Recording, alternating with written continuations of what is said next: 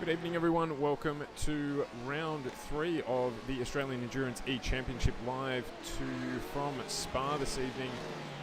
We're actually from LeMan this evening, my apologies, the title hasn't updated there. Live from LeMan this evening, my co-host in crime will be joining us, Scotty Rankin, who's just tidying a couple of loose ends up before he jumps into the stream.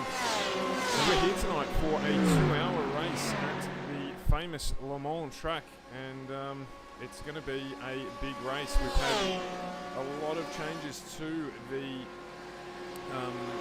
iRacing setup over the last 24 hours with a huge release coming out from iRacing, and that has made changes to pretty much every car on track tonight in terms of the way they handle, the tyre model for the vehicles, and some of them also having weight changes and power changes as well. So it's going to be an interesting race when we get down to it, because the drivers have literally had the half-an-hour practice session prior to us going live tonight, and whatever time they manage to get during the day today, will get themselves up to speed with how this car, so it's going to be challenging. How they manage it. Other exciting things as well, a couple of new cars coming to iRacing. So we do have a brand new Corvette C8 join the stable, as well as that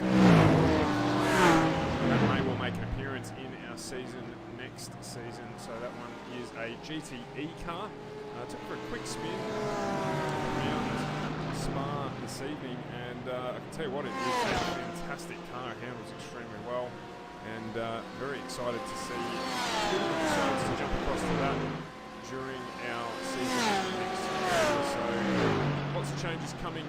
This track is going to prove a handful for these guys. It's actually not a bad one for the mixed category here, because there's plenty of opportunity for passing down the north straight. Track that is right inside the screen as you're looking at it is that long straight with a couple of chicanes in the middle of it.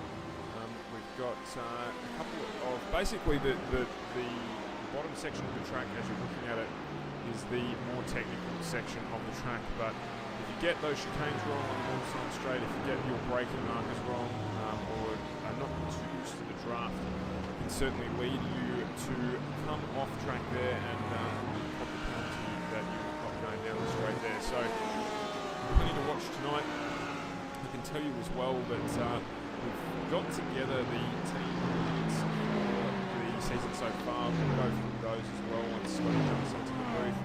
And we're going to talk about the Motorsport world is closed. We've seen the background there, a couple going off. I think that was potentially Murray Westberg. I'm not sure, I can actually see the number on that car that moved just up in the background there. The Motorsport world's a flurry at the moment. We've got news tonight that Sebastian Vettel has joined onto the racing team of Formula 1, so he's going to Aston Martin in 2020. So as well today, Repco have extended their partnership with the Supercar Series beyond Bathurst. Now the series taking over in Australia. So plenty happening in the real world of motorsport, without a sense in the sim world as well. So tonight we've got 2 hours of racing. The race distance, these cars will be challenged again with that low practice time for the cars.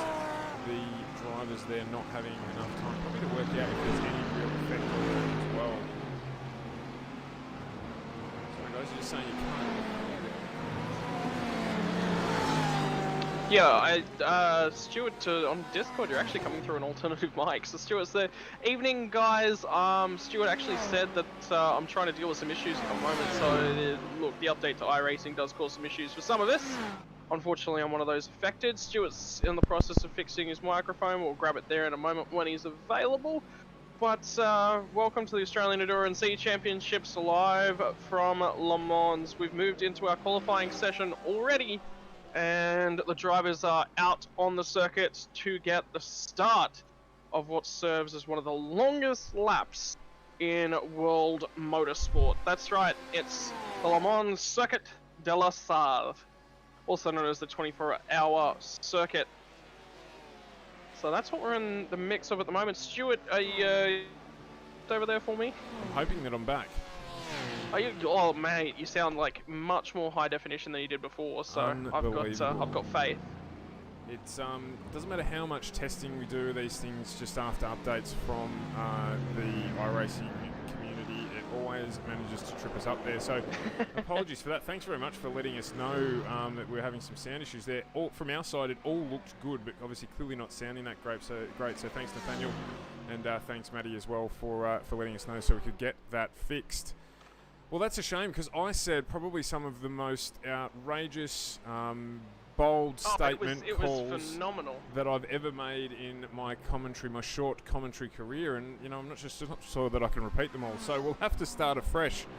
But I was just running through some of the changes that have occurred in the real motorsport world. I did touch on briefly the changes in iRacing too, but now that you're in, Scotty, with your issues resolved, we will get those discussions underway as well. Thanks for joining the stream as well, Rebecca, jumping in on board with the NSR Motorsport guys. They're right at the top of the team championship, competing for that. We'll jump into the points there as well. We've only got about 22 minutes to go in qualifying here, so we're going to have to be a little bit quick in some of the conversation, but we do have 2 hours of endurance racing from LeMan to come. And excitingly enough, in the real world, LeMan is actually coming to us next weekend. So the real LeMan 24-hour is on next weekend for us. I think starts at around about 10 o'clock local time in the evening on Saturday night. And then it will conclude, obviously, Sunday evening, the 24-hour maths there. Relatively straightforward. So, Scotty, are you back on board fully? Your microphone issues all fixed? Yeah, beautiful. Yep. So I was just filing through and making sure I'm looking at the same benefits of our timing software. Like, look, it has gremlins from time to time, but what it does allow us to do is it'll actually show me which car Stuart's sitting in the broadcast booth in Melbourne in lockdown. I'm in a different state, but I can tell you exactly which car he's looking at. That is the benefits of the timing software that we go to, and it actually really assists the flow and the feel of our commentary sometimes.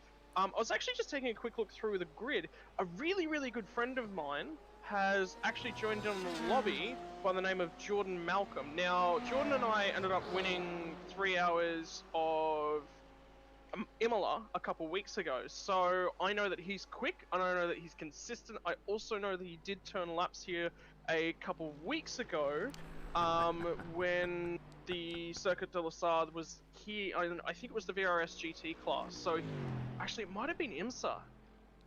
Anyway, one of the classes he was here, so he's definitely got laps and time.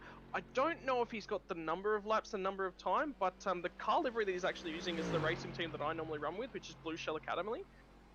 I'm interested just to see as a marking point where he stacks up, compared to your Chris Purnells, your TK. I believe we've got. So at the moment, Jordan's actually fastest. We haven't seen some of the guys come out, and he's from the early practice that I saw, he's around the mark. That sort of high 350 is where we're going to be looking at for qualifying pace for the GT3. So he's on the money at the moment. It's just slightly quicker than Sebastian Murray-Westberg, who currently is sitting second in our championship. So I just had a little chuckle there while you were bringing that out, and it was because Zenon Santos has dropped into the chat and already getting revved up about Foot Fetish Phil, and now apparently Rub Me Right Ron. So that story there with Ron Polito and Phil Polito from Polito Brothers Motorsport continues to grow legs. Oh Lord, what do I miss? Like in some of the driver conversations, yeah, Stuart. I mean, you're the admin of this series, so you see a hell of a lot more than I do. But I do, but they keep all of these things until we get into the race, so we only find out about them afterwards. So yeah, look, there's some interesting characters in our grid, which is fantastic, and another full grid again tonight as well. So. Good to see everyone getting back this series. I was probably questioning a little bit when we set it up going to fortnightly races, but I think it's allowed everyone to sort of get a little bit more time into doing other things too, which prevents it from getting stale in terms of in the cars And we've also obviously lined it up pretty well with the series that runs every 2 weeks with iRacing, with the longer 6-8 hour format races on Saturday evening. So trying to keep on touch with that. Just gonna. Yeah, look, I think, I mean, you touched on it right at the end of the season last time around as well. I think it's a good change. Just like there's points that you come across, but there's also the fact that it allows the drivers to treat it a little bit more casually, and for a series whereby when you do sit down to race, you're racing for a more extended time. Sometimes you actually do need that to ensure that you're wanting to come back every week. So. And I touched on before, I said a number of our drivers are actually in the pits still. I'm actually wrong, they're not in the pits, that's just the laps they've completed haven't counted. As in they've had off tracks. Right, yeah, and I mean we always touch on it, right, don't we? Yep. It's the fact that, you know, you got to get a banker in and whatnot. But the other thing about Le Mans is that, sorry, I said an 8-minute lap, I was thinking of the Nürburgring. Yeah, that's right. Le Mans is a 4-minute lap. So there's a lot of chance, especially for some of the drivers towards the more rookie end of the scale. Even your more seasoned professionals, like Chris Purnell, like the Nash, you know, those sorts of guys, they're still pushing very, very hard. And when you're right there at the limit, it's so easy to just get one off track, and then you got to reset your lap again, and that sucks. Purnell's just gone fastest in the GT3 class. Yeah, that does surprise me a little bit, not because of the driver, but the Audi. I mentioned it before, probably copying the severest of the treatment out of all of the updates that happen on iRacing overnight. We had a huge update come through, including new cars, new tracks, track reviews, new tyre models, and a lot of the GTE cars, in fact all of the GTE cars, and I'm pretty sure a majority of the GT3 cars, all copped new aerodynamic packages, tyre updates, and unfortunately out of all of it, the Audi seemed to cop a weight penalty of 2.5 kilos increase, which is actually a regression because they had given the Audi 2.5 kilos benefit in the last update that we did. So they've taken that away. Obviously they think that the Audi somehow is too competitive with that, and obviously we do a lot of GT3 broadcasting.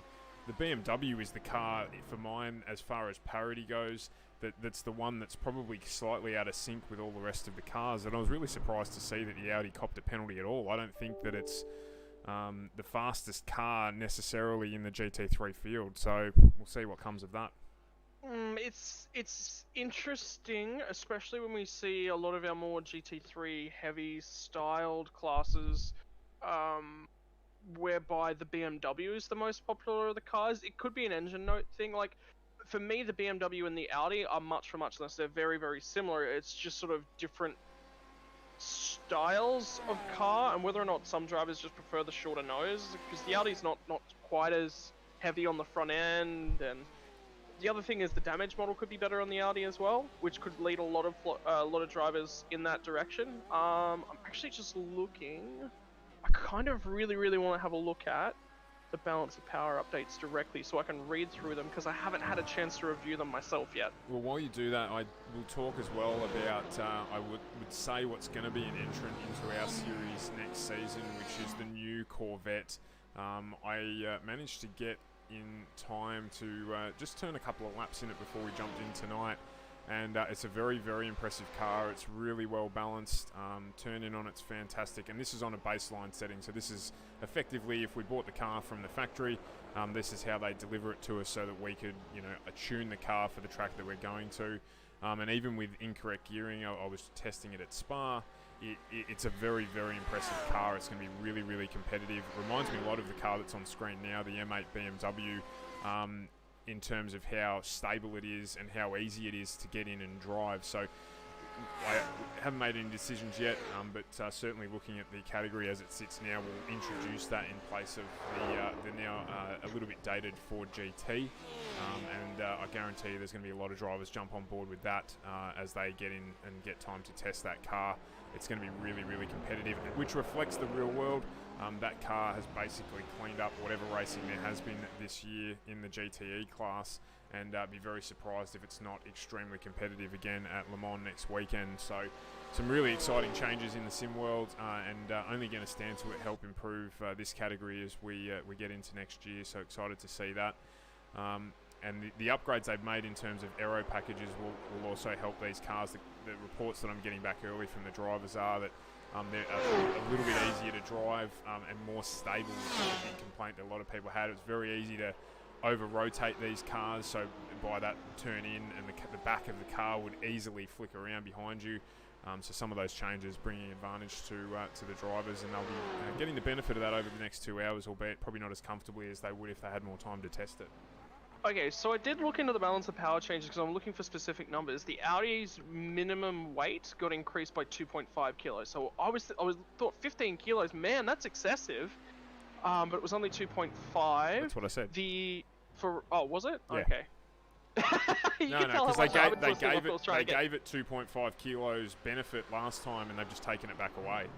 Gotcha. Okay, there you go. So this is the first time I've actually looked at patch notes quite in depth for iRacing. Interestingly, the Ferrari had its minimum weight reduced by 2.5 kilograms for an already balanced. This is the GT3 Ferrari, not the GTE Ferrari, because they're the same, just slightly different. Minimum weight was reduced by 2.5 kilograms. Yeah. So it wouldn't surprise me if we start to see. Obviously, they're locked-in cars for this series. Yes, they are. Yeah. There's no. Yeah, we already had requests to change today, and we sort of said no, unfortunately not.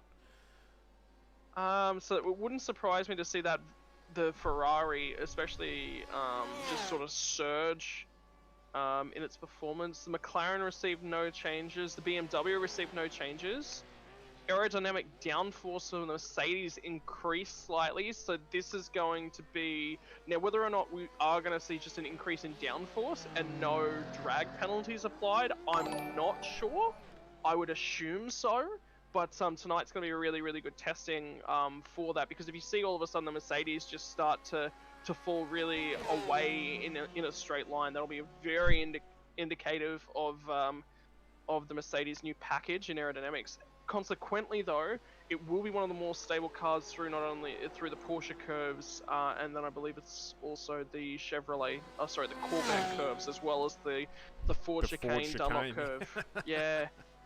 So I didn't see any Ford changes, which is what I'm looking. No, they've not. I think that they're going to try and rejig that car again. I mean, and this is the difficulty when they start making changes individually to cars. There's always a car that cops a loss.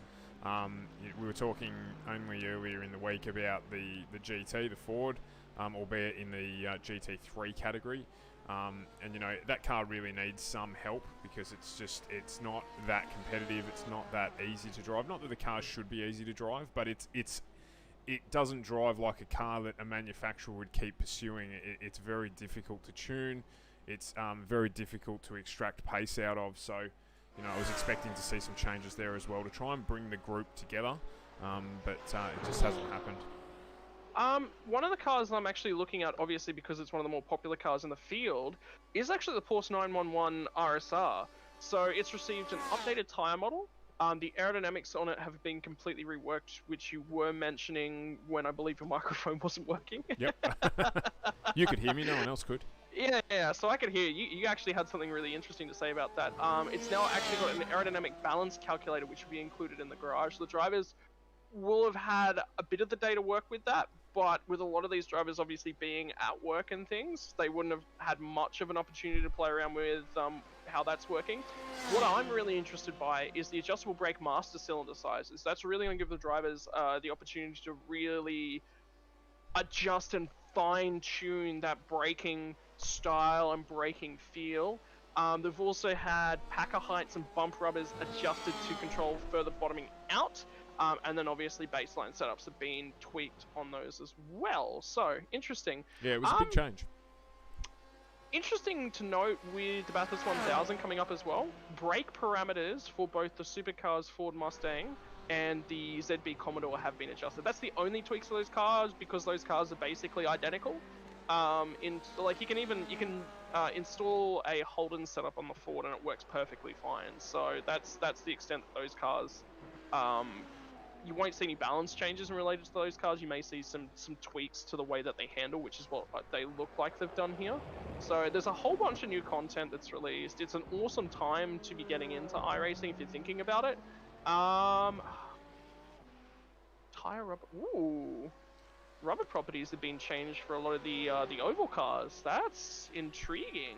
It is, but not in our race tonight. So No. I'll leave you to have a look at that after this one. We've got 8 minutes to go, or 7 minutes to go, I should say, in this session. And at the moment, we've got Braden Nash from Brock Schaefer from Matty Bowler. So we've got an NSR top 3 lockout as we sit at the moment in the GTE category. And they're relatively close lap times right at the front there with a 46.62, so 3 minutes 46.62, and a 46.88 for Schaefer behind Nash. And then we're back into the 48s with Bowler, followed by Vincent Muscat. Tomo's 5th at the moment in his BMW, the fastest of the BMWs at the moment. And then Jesse Butler sitting in 6th. And it is Sebastian Murray Westberg, the fastest of our GT3 cars, followed by Chris Purnell and Pete Edwards. A new entrant into the series as well. He is currently sitting in 3rd. So just waiting to see. What? We've got. I'm gonna look at that Pete Edwards car tonight and say Jordan Malcolm. I can see it already. The liveries are so similar. We've got no, not too close. It's the orange flaring. I was gonna say one's the bow repairs car. So we've got 3 minutes left now. So. If anyone, sorry, my apologies, we've got 6 minutes left, 3 minute lap. So really, if the guys are going to get out and do a lap, they need to get out there now, or they're going to miss the end of the session. So we'll keep an eye out for purple sectors. Brock Schaefer now doing a purple sector 5. So this lap should be quick. He's done a couple of personal best sectors in this lap so far. About 3/4 of the way through the lap, he's just heading down the, where is he there on the map? Oh yeah, just heading down the straight. He's just getting around. He's probably going to do one more lap, I would say, to try and improve on that overall time. The track map is moving, but we just need to remember that the track here is awfully long. So because of that, it looks like the dots aren't going anywhere, but they actually are. Yeah, look, one of the cost-benefit analysis. Oh man, it is slow, isn't it? I only just toggled mine on, so... Yeah, I thought it had stopped working. Like, we've had that issue in the past. I'm looking at it going, oh man, it's frozen again. And then I looked at it and said, no, they are actually moving. It's not stopped at all. So that's good. At least the map's working. But yeah, we've just had Braden Nash go faster again. He's just done a 46.32. So Schaefer and Bowler here looking to work together, no doubt, using their advantage of being in the team to see if they can get that Bowler car a little bit closer to the front in terms of time. Well, I was actually just looking at Bowler's car, and there's actually a tiny little ding on the front of it at the moment. The front splitters sort of creased slightly.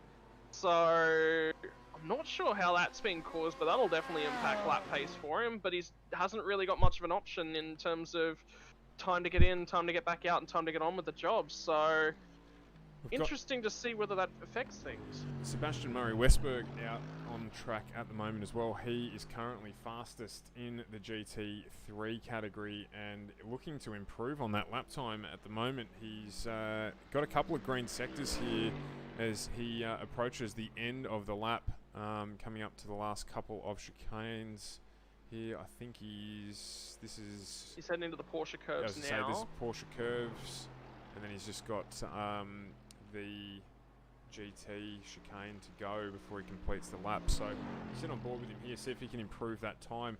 He is only just slightly in front of Chris Purnell at this stage, and Pete Edwards is in the pit, so he has put the cue in the rack for this Malcolm is literally finishing his lap just up ahead of SMW as well, so I don't think he's going to be able to go any quicker, so he'll be starting from P4. SMW, this is his opportunity if he's going to stick it in there and be quick. He's got to do it now, but nope, he'll maintain the pole position. He looks like he was off on all sectors pretty much on that last lap. So we've got Purnell out on track still as well. He's got a couple of green sectors in this lap. So we'll keep an eye on how he goes. At the front, I think it's pretty much all settled with Nash, Schaefer, Bowler, Muscat, followed by Thompson and Jesse Butler, but we'll keep an eye on that one to see if that changes. Those drivers just starting their last laps, if they are going to do one. And we'll stick on board with Purnell here. He's challenging for pole position from Sebastian Murray-Westberg, who has continued on for another lap around. I don't think he'll get that done. Or no, he probably won't get that done before the end. Definitely won't get that done before the end of the session. So close. But the good news is this sets us up quite well. Just gonna take a quick scroll. Incident point counts are extremely low right across the field, even though it is qualifying. Just seeing the drivers pushing to their maximum and having low incident points counts, that's very, very good for in terms of what we're going to see in, from a race tonight. With the exception of the RSR Porsches, the fields are actually reasonably spaced in terms of their times. You've got sort of multiple groups of drivers clumping, and then there's a gap. Purnell just jumps into pole position for the GT3 category there with that last lap. Just I tell you what, Timothy Febben just jumped up the field as well. He's done 4 laps now. That's his first lap that counts, and he's jumped straight up into 4th place. So knocking Vincent Muscat back to 5th. Tell you what, when you're on a 4-minute lap and it comes down to 0.24 of a second, that's the difference between pole and 2nd place. That's the difference between in our GT3 class this evening. Purnell 356.65, Sebastian Murray-Westberg 356.89. That's it. Across nearly a 4-minute lap. That is all that separates them. TK there improving on his last lap time, but not improving his position, so he will start out of P11. The Polito brothers are in the pits. Wade Reynolds in the pits. We've got Mark Samuel still out on his lap in the RMS-sponsored Porsche. He joins the field tonight, so welcome to him. And what's he going to do there? He's actually just started a lap, so that lap he will not get completed. And then we've got Frank Hodak. He is still out on a flying lap, so he should get that one through. Maynard's on a flyer as well. He's about to come through the Ford chicane. And the box fit sponsored entry there. How does he go? He's done it. It's his quickest lap of the evening. 4:07.59. So not improving his position there, but still getting the quickest lap of the evening. And Braden O'Loughlin still on his lap as well as one of the last of our GT cars. Sebastian Murray-Westberg is still out there. He will get this lap in, so he does have a chance to catch it at the death. But at this stage, he is slightly slower than Purnell. Slightly quicker through Sector 5, so it's going to be close. Whether or not he can get it done there, no off-track on that part of the track. You can use the full width of the track as you get through there. He's just coming up, and he's aborted the lap. I was going to say he's just coming up to the Ford chicane. So Mark Samuel's still on his lap. That lap there, I don't think he's going to get done within the remaining minute of the session. So that will probably complete our grid, I think, for this evening.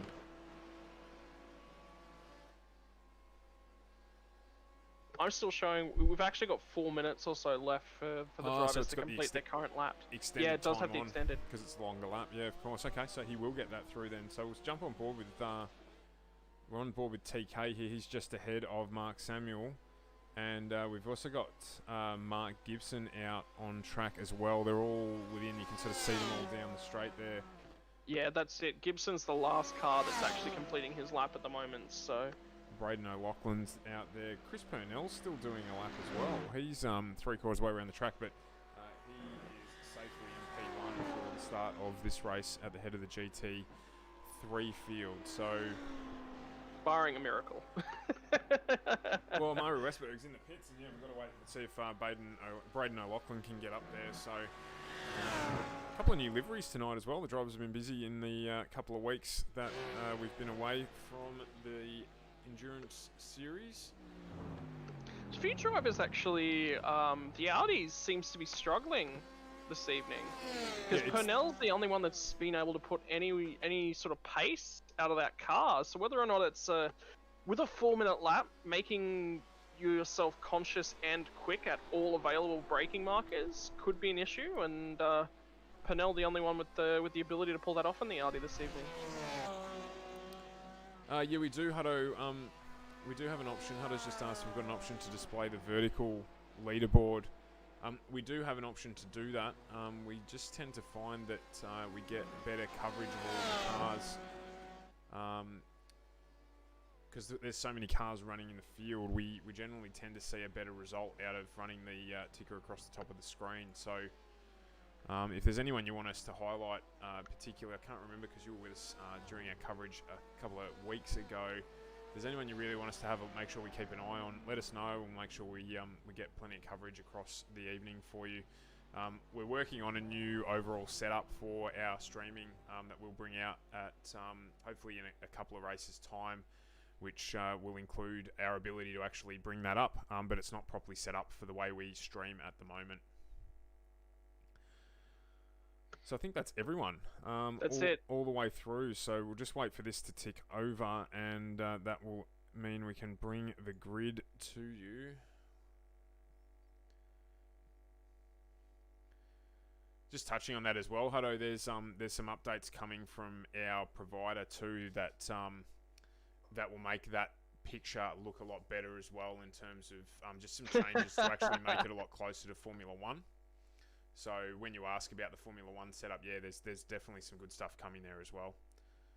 I thought for half a second you're actually talking about your internet connection to get on to... How'd the conversation with Telstra go? Yeah, you know what? Last night when we streamed Anne's car, it was in 720, no problems at all. So whatever it is that they've done has fixed it. And tonight, we're up over 4K again. So it should be all good for this evening. We'll see how it goes when there's more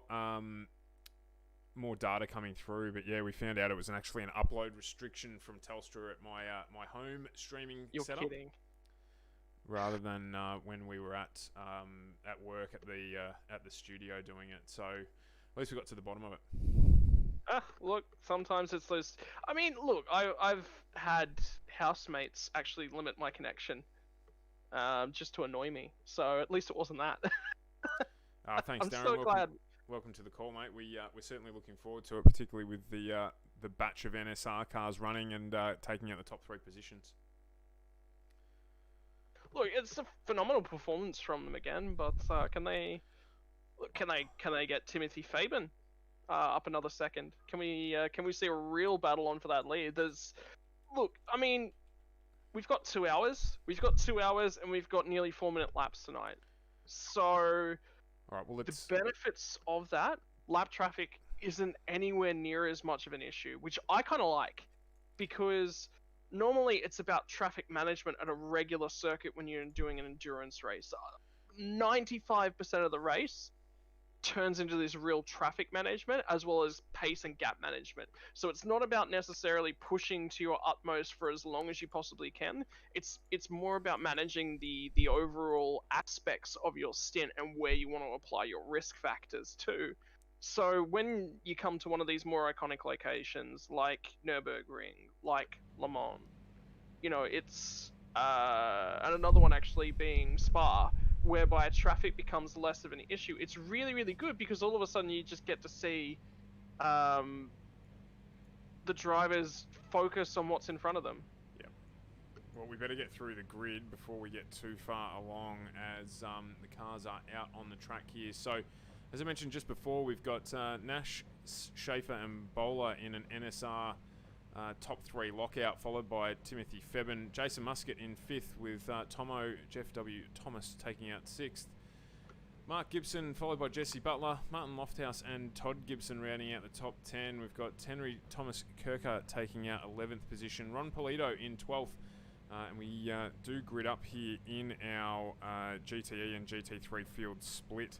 As we move back further through the grid here to Phil Polito right behind him there. We've got Wade Reynolds, Mark Samuel, Frank Hodak, Timothy Russell rounding out our top 17 cars there. Then we've got Chris Purnell in 19th and we've got Sebastian Murray Westberg in 20th as the pole and second place grid for our GT3 field, followed by Pete Edwards, Jordan Malcolm, both entering the series and doing so with a strong qualifying performance. Michael Spithill in 23rd.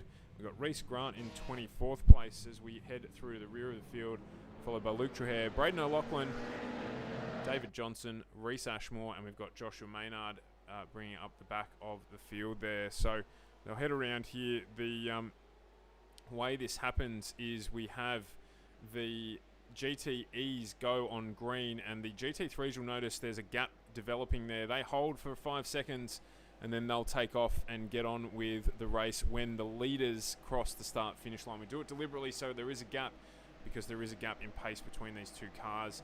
It also ensures, hopefully, that we get through the start of the race cleanly. So we are about to go green in a couple of minutes. Scotty, what are you looking for tonight, very quickly? Look, we do have those 2 new entries. Obviously, I'm quite attached to one of them, but it's an option for the drivers to display their skill right now around what is an extended and very, very difficult lap. Portions of the lap can be boring, but the benefit is that the draft really allows overtaking to be prominent, strategies to come to the forefront, and with 4 minutes a lap, if you get your fuel strategy wrong, you are going to suffer. So expect the drivers to be looking at their fuel readouts like a hawk watching its prey.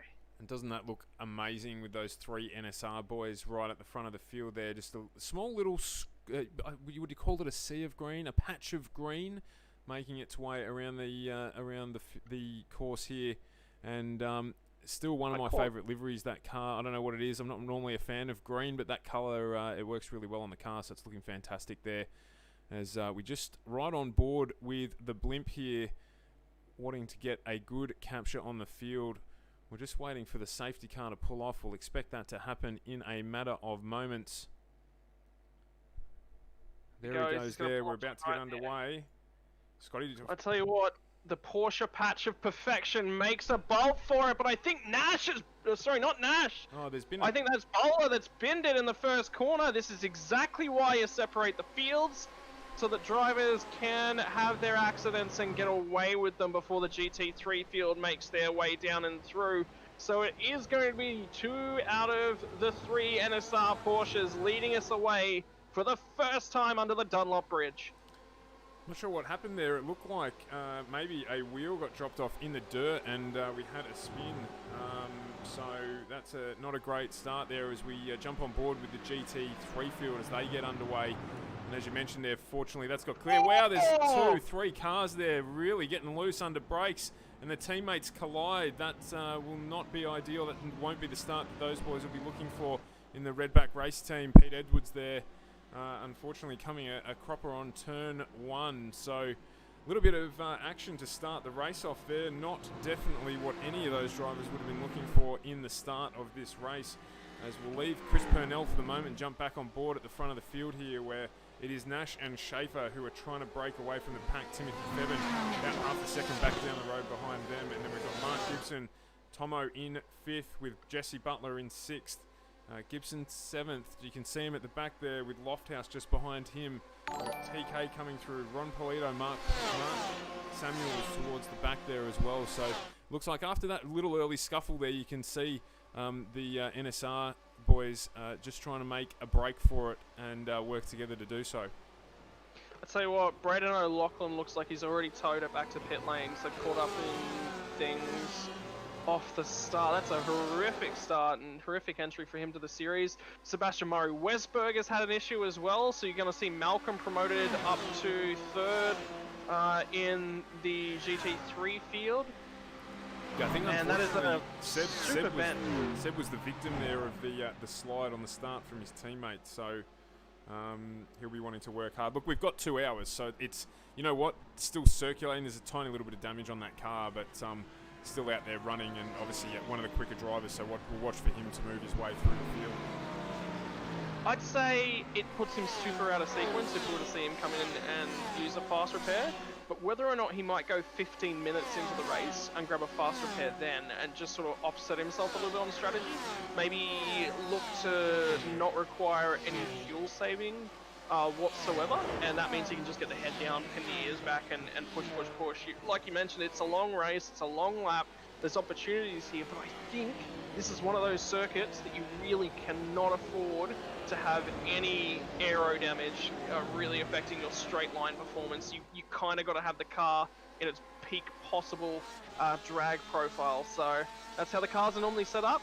When they come to Le Mans, they run a really, really low drag profile, low aerodynamic settings, as we're actually going to head up towards Indianapolis for the first time. Yeah, and we're just jumping on board here on the nose of Jesse Butler as he hassles the back of Thomas in that BMW. He's trying to make his way through and progress his race, jump up behind Mark Gibson and try and pressure him at the early part of the race here. So these drivers jostling for position, and the fight here means that the guys at the front are starting to make a break away from it.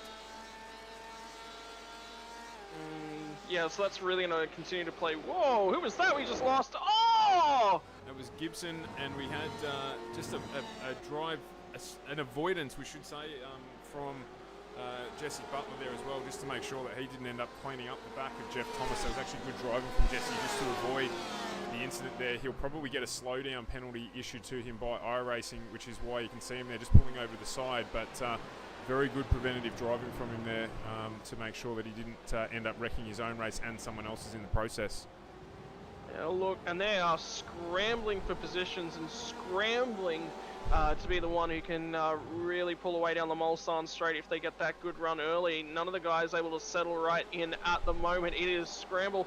Look, when you run an endurance race, anyone that runs any endurance race will tell you that the early phases are about race preservation. If there's a move on, but the risk is too great, well then why are you even putting the car down there? What's the point in registering yourself in a 2-hour race if you're going to be out of that race 4 minutes into the event? It's just not worth it, and you'll see the guys really look to prioritize that, but also prioritize trying to get on with the job as soon as they can. There's a car around on the Mulsanne! Oh my word! Who was that?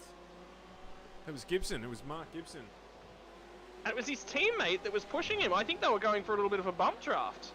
That has not panned out anyway, even close to how they wanted that to pan out. As we jump back on board up the front here with Todd Gibson, who's still going, but yeah, there's a bent wing there on the back of the bowler as well, I believe. So we've got, was that the bowler car? No, sorry, my apologies, that was on the back of Mark Samuel's car. So there's some extra damage there on a couple of these other cars early in this race. It's, oh wow, and we just had an outbreak as well there up into the back of the bowler Ferrari, so over the bowler Porsche. We're just trying to catch up with everything here and just struggling to keep up with it. Every corner at the moment there seems to be action as these guys try to sort it out. Hopefully that hasn't affected him too much. Yeah, he did do a really good job in avoiding that as well. There's been a couple of good saves through this. Just checking on board there, I think that was Matty Bowler that just got lifted off the ground at the back, but to be brutally honest, it doesn't look like there's any damage to that car whatsoever. Getting pretty lucky there with that outbreak from, I think it might have been...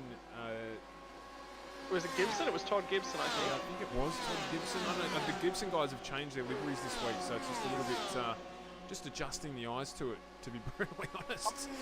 I feel like Matty Bowler would take any opportunity to save his tyres, but I don't think having them lifted up by the car behind to get them off the circuit is the best way to save any tyres. And these two out at the front here, what it's meant is they are in absolutely clean air.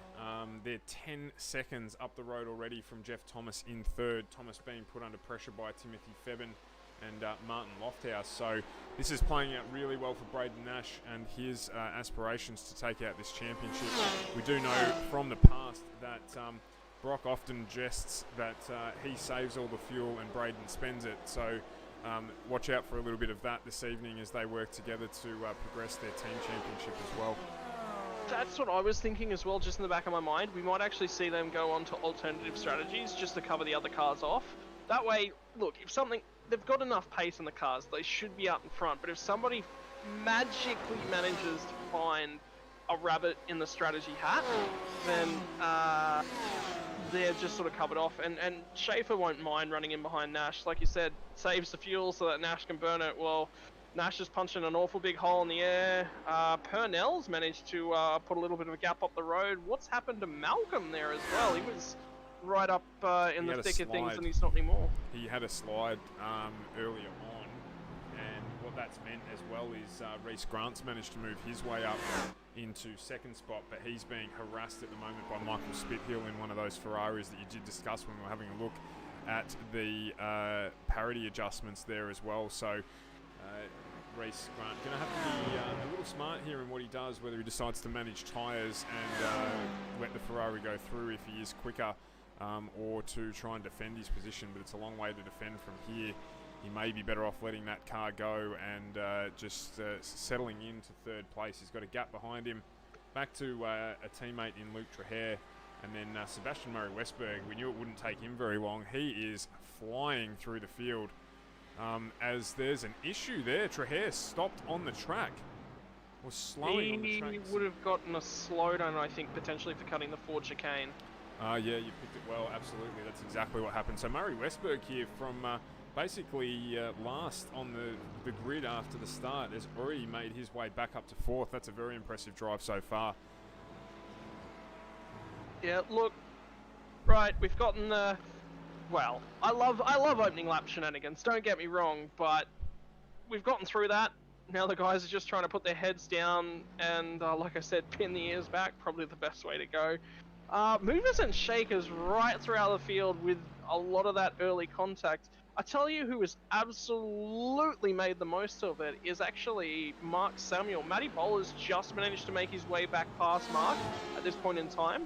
But Mark Samuel plus 7 positions from 15th on the grid all the way up to P8 at this point in time. Yeah, fantastic. And I actually want to just try and go back while things have settled down here. We're 10 minutes into the race. And just try and unfold a little bit of what happened at the start here. We had Pete Edwards, who we're going to jump on board with now.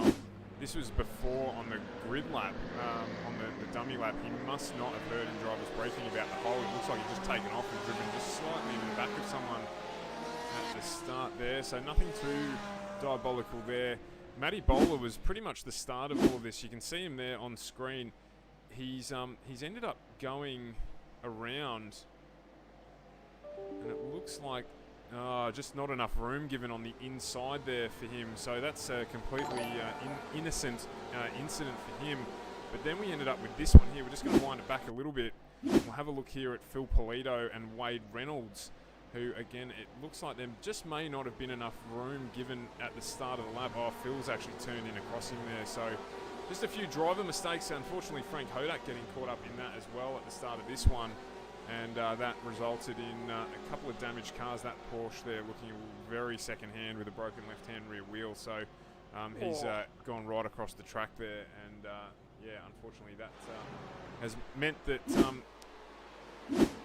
he is back out in the race, but unfortunately a long way back down the pack. Mate, I tell you what, that Porsche has got some serious issues. Whether or not he's broken something else in the rear end of the car, I don't think that's just that's a complete suspension collapse, isn't it? That's horrific. I just had something flash up on the screen as well that I wanted to highlight to the audience while we were doing that package there. The Nash and Schaefer NSR guys had basically done identical laps, so they'd done a 3:48.86 and a 3:48.87.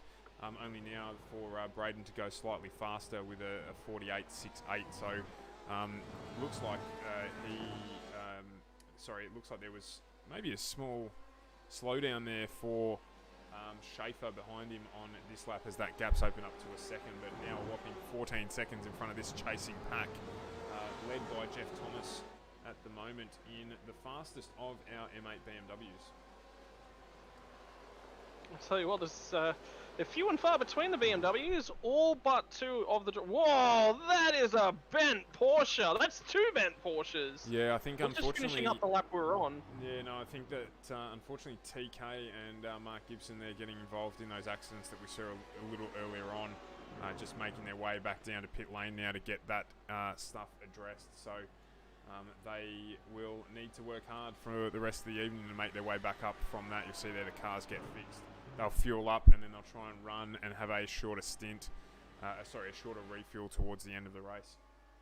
Whether or not they were able to save some fuel there in the meantime, and it means down the line they might be able to spend less time static in the pit lane, they're going to have to try and utilise that to their advantage and pull back in here. But sometimes the benefit is that these guys get to run out on the track all on their own. They get away from the shenanigans that's happening elsewhere on the track. We talk about it so often, about utilising the undercut. It's a lot harder to do that in endurance racing because you're making generally more pit stops. The race itself is going for longer periods of time. So, and the stops are generally, as we see one of the cones getting absolutely sent, and there goes Butler. So that would be the middle chicane on the Mulsanne Straight. Actually, that'd be the first chicane on the Mulsanne Straight. So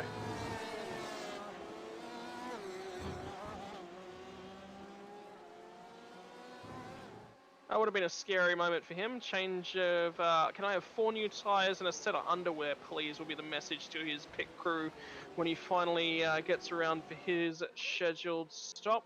I'm assuming, Stuart, again, that it's probably, we're looking at potentially a one-stop race. If there's fuel saving required, it'd be to the effect of about a lap at most. So it'd be interesting to see where the drivers pop out in that equation. Yeah, we've had a question in from Nicholas as well. Thanks for the question, Nick. Is the BMW just not up to the Porsche? It's an interesting question. The BMW in iRacing is actually newer than the Porsche, so it's still kind of going through its development.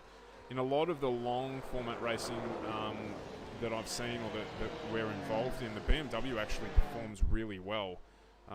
So just tuning, some tracks favour some of the cars. Certainly in a straight line, the BMW should have the benefit over the Porsche.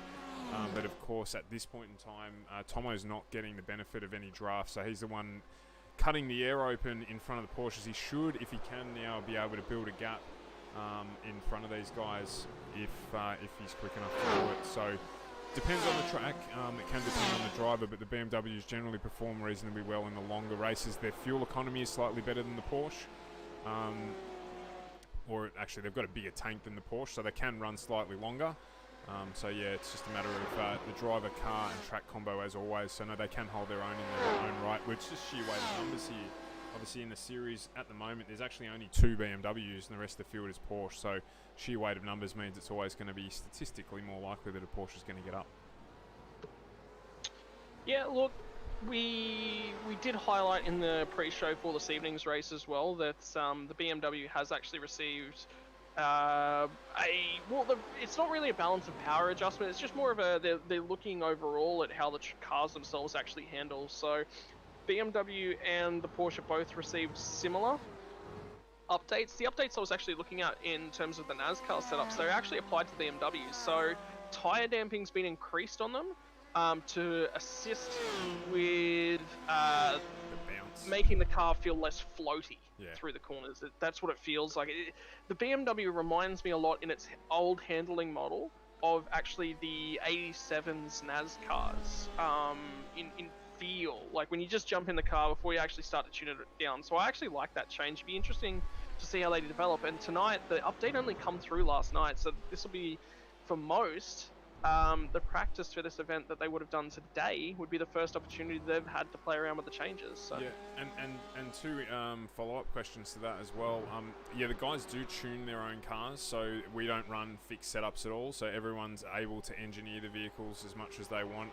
And that's why we switched the format as well to fortnightly, because it takes a long time to develop the setups for these cars, particularly with the changes. So a lot of the setups they've been working on throughout the week, with the changes that iRacing make to the way the cars handle and the aerodynamic changes, means a lot of that work will have been undone. So generally though, these guys will spend anywhere between 10 to 20 hours a week. The serious ones who do a lot of racing in the cars they're in, developing sets for them and working on that vehicle. And then Darren's asked as well, given the longer lap times, will it really be a one-stop strategy for the teams? Will there be a splash and dash towards the last 10 minutes? I think there probably will be a splash and dash in the last 10 minutes. Again, it all depends on the impact of these changes that we've just seen. with the aero balance as well, and how that affects the fuel economy of the vehicle. If that really, it shouldn't make a lot of difference, but we really don't know because we haven't had the ability to jump into the test sessions and see how the guys are getting on. So it wouldn't surprise me if we did see some splash and dashes, or certainly some fuel saving here. It's not the hardest track to fuel save on because of the long straights and the long braking zones into the chicanes. The guys can generally coast. So we'll jump on and see. Last fortnight, fuel was a big issue. And fuel management was something that the guys had to do, so we'll see what brings tonight in the remaining hour 41. Look, races can be won and lost in terms of fuel and tyre management, as we actually saw with Trent Lavis on Tuesday night. Look, he would have been unhappy to be sitting on the podium. Yeah, but man, that was frustrating to see in terms of pace from him.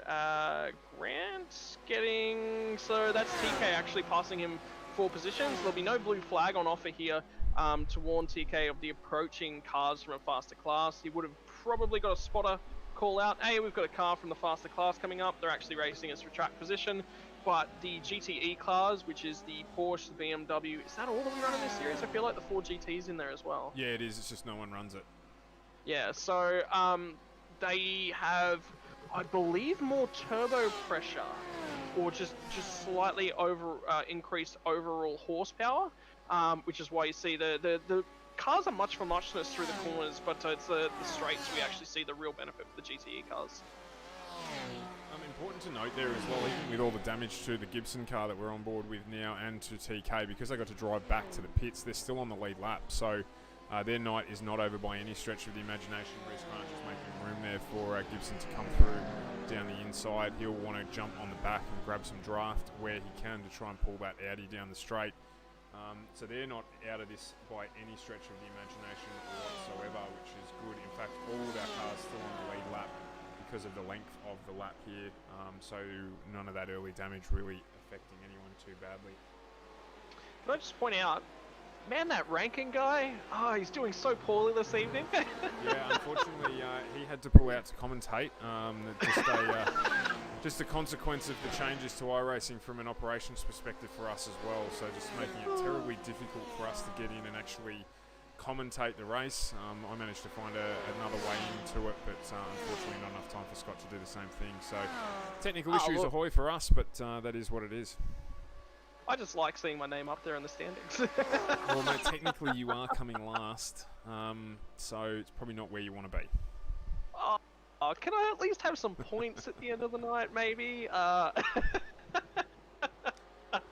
Look, what are we at the moment? 20 minutes into the race, drivers would be on their 5th. They'd actually probably be on their 6th lap at this point in time as well. So, head down, ears pinned back. The margin from Brock Schaefer back to Jeff Thomas now is about 17 to 18 seconds.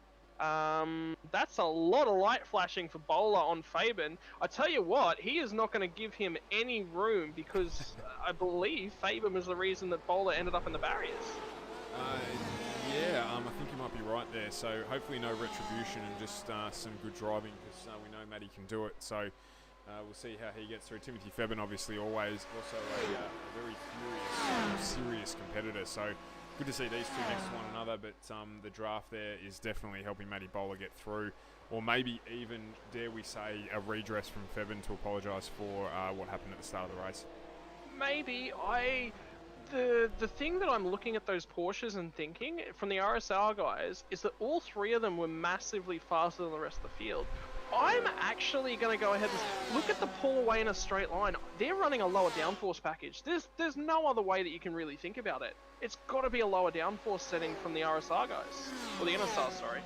Yeah, well, you know what? Those guys are fantastic at setting up those cars. They know the Porsche really, really well. They know the whole package. So even if there were changes tonight, you know, they will have got on top of it at some stage over the day and got that done. So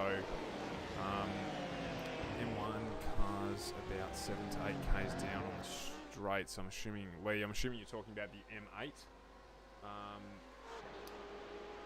So we'll just jump on board here and see what he's that's the case. We've got 304k an hour clock for Wade Reynolds and 300 for Tomo. So just trying to get an idea on whether or not that is the consequence of the aero changes or not. Well, I think the good comparisons here is there's actually a few different comparisons to sort of look at. Oh, the Mark I 1 would cars. say to pull the NSR Porsches aside and let's not look at them. From my viewing, I think they're running a lower downforce package. Yeah, so I actually think, and that's exactly what Lee's pointing to in the background here. He's saying that it's the Mark 1 cars are 7 to 8 k's an hour down on the straights than the NSR boys, so can only point to wing angle really there in terms of the difference in setups between the two. So and you can see that on the straight there with Boulder just literally blowing past Timothy Febben on the straight. So yeah, down to setup, and you know that's the benefit, I guess, benefit or advantage or disadvantage of the open series. So guys doing it, managing to get some work in there to get it done. I mean, when you look at things and you come to Le Mans, there's a reason that the LMP1 and LMP2 cars are named exactly that. Le Mans prototypes, they are a slick, clean hole that you're looking to punch in the air. If the Ford GT was going to be quick out of any of the tracks, it's here at Le Mans because of how long you're spending on the power.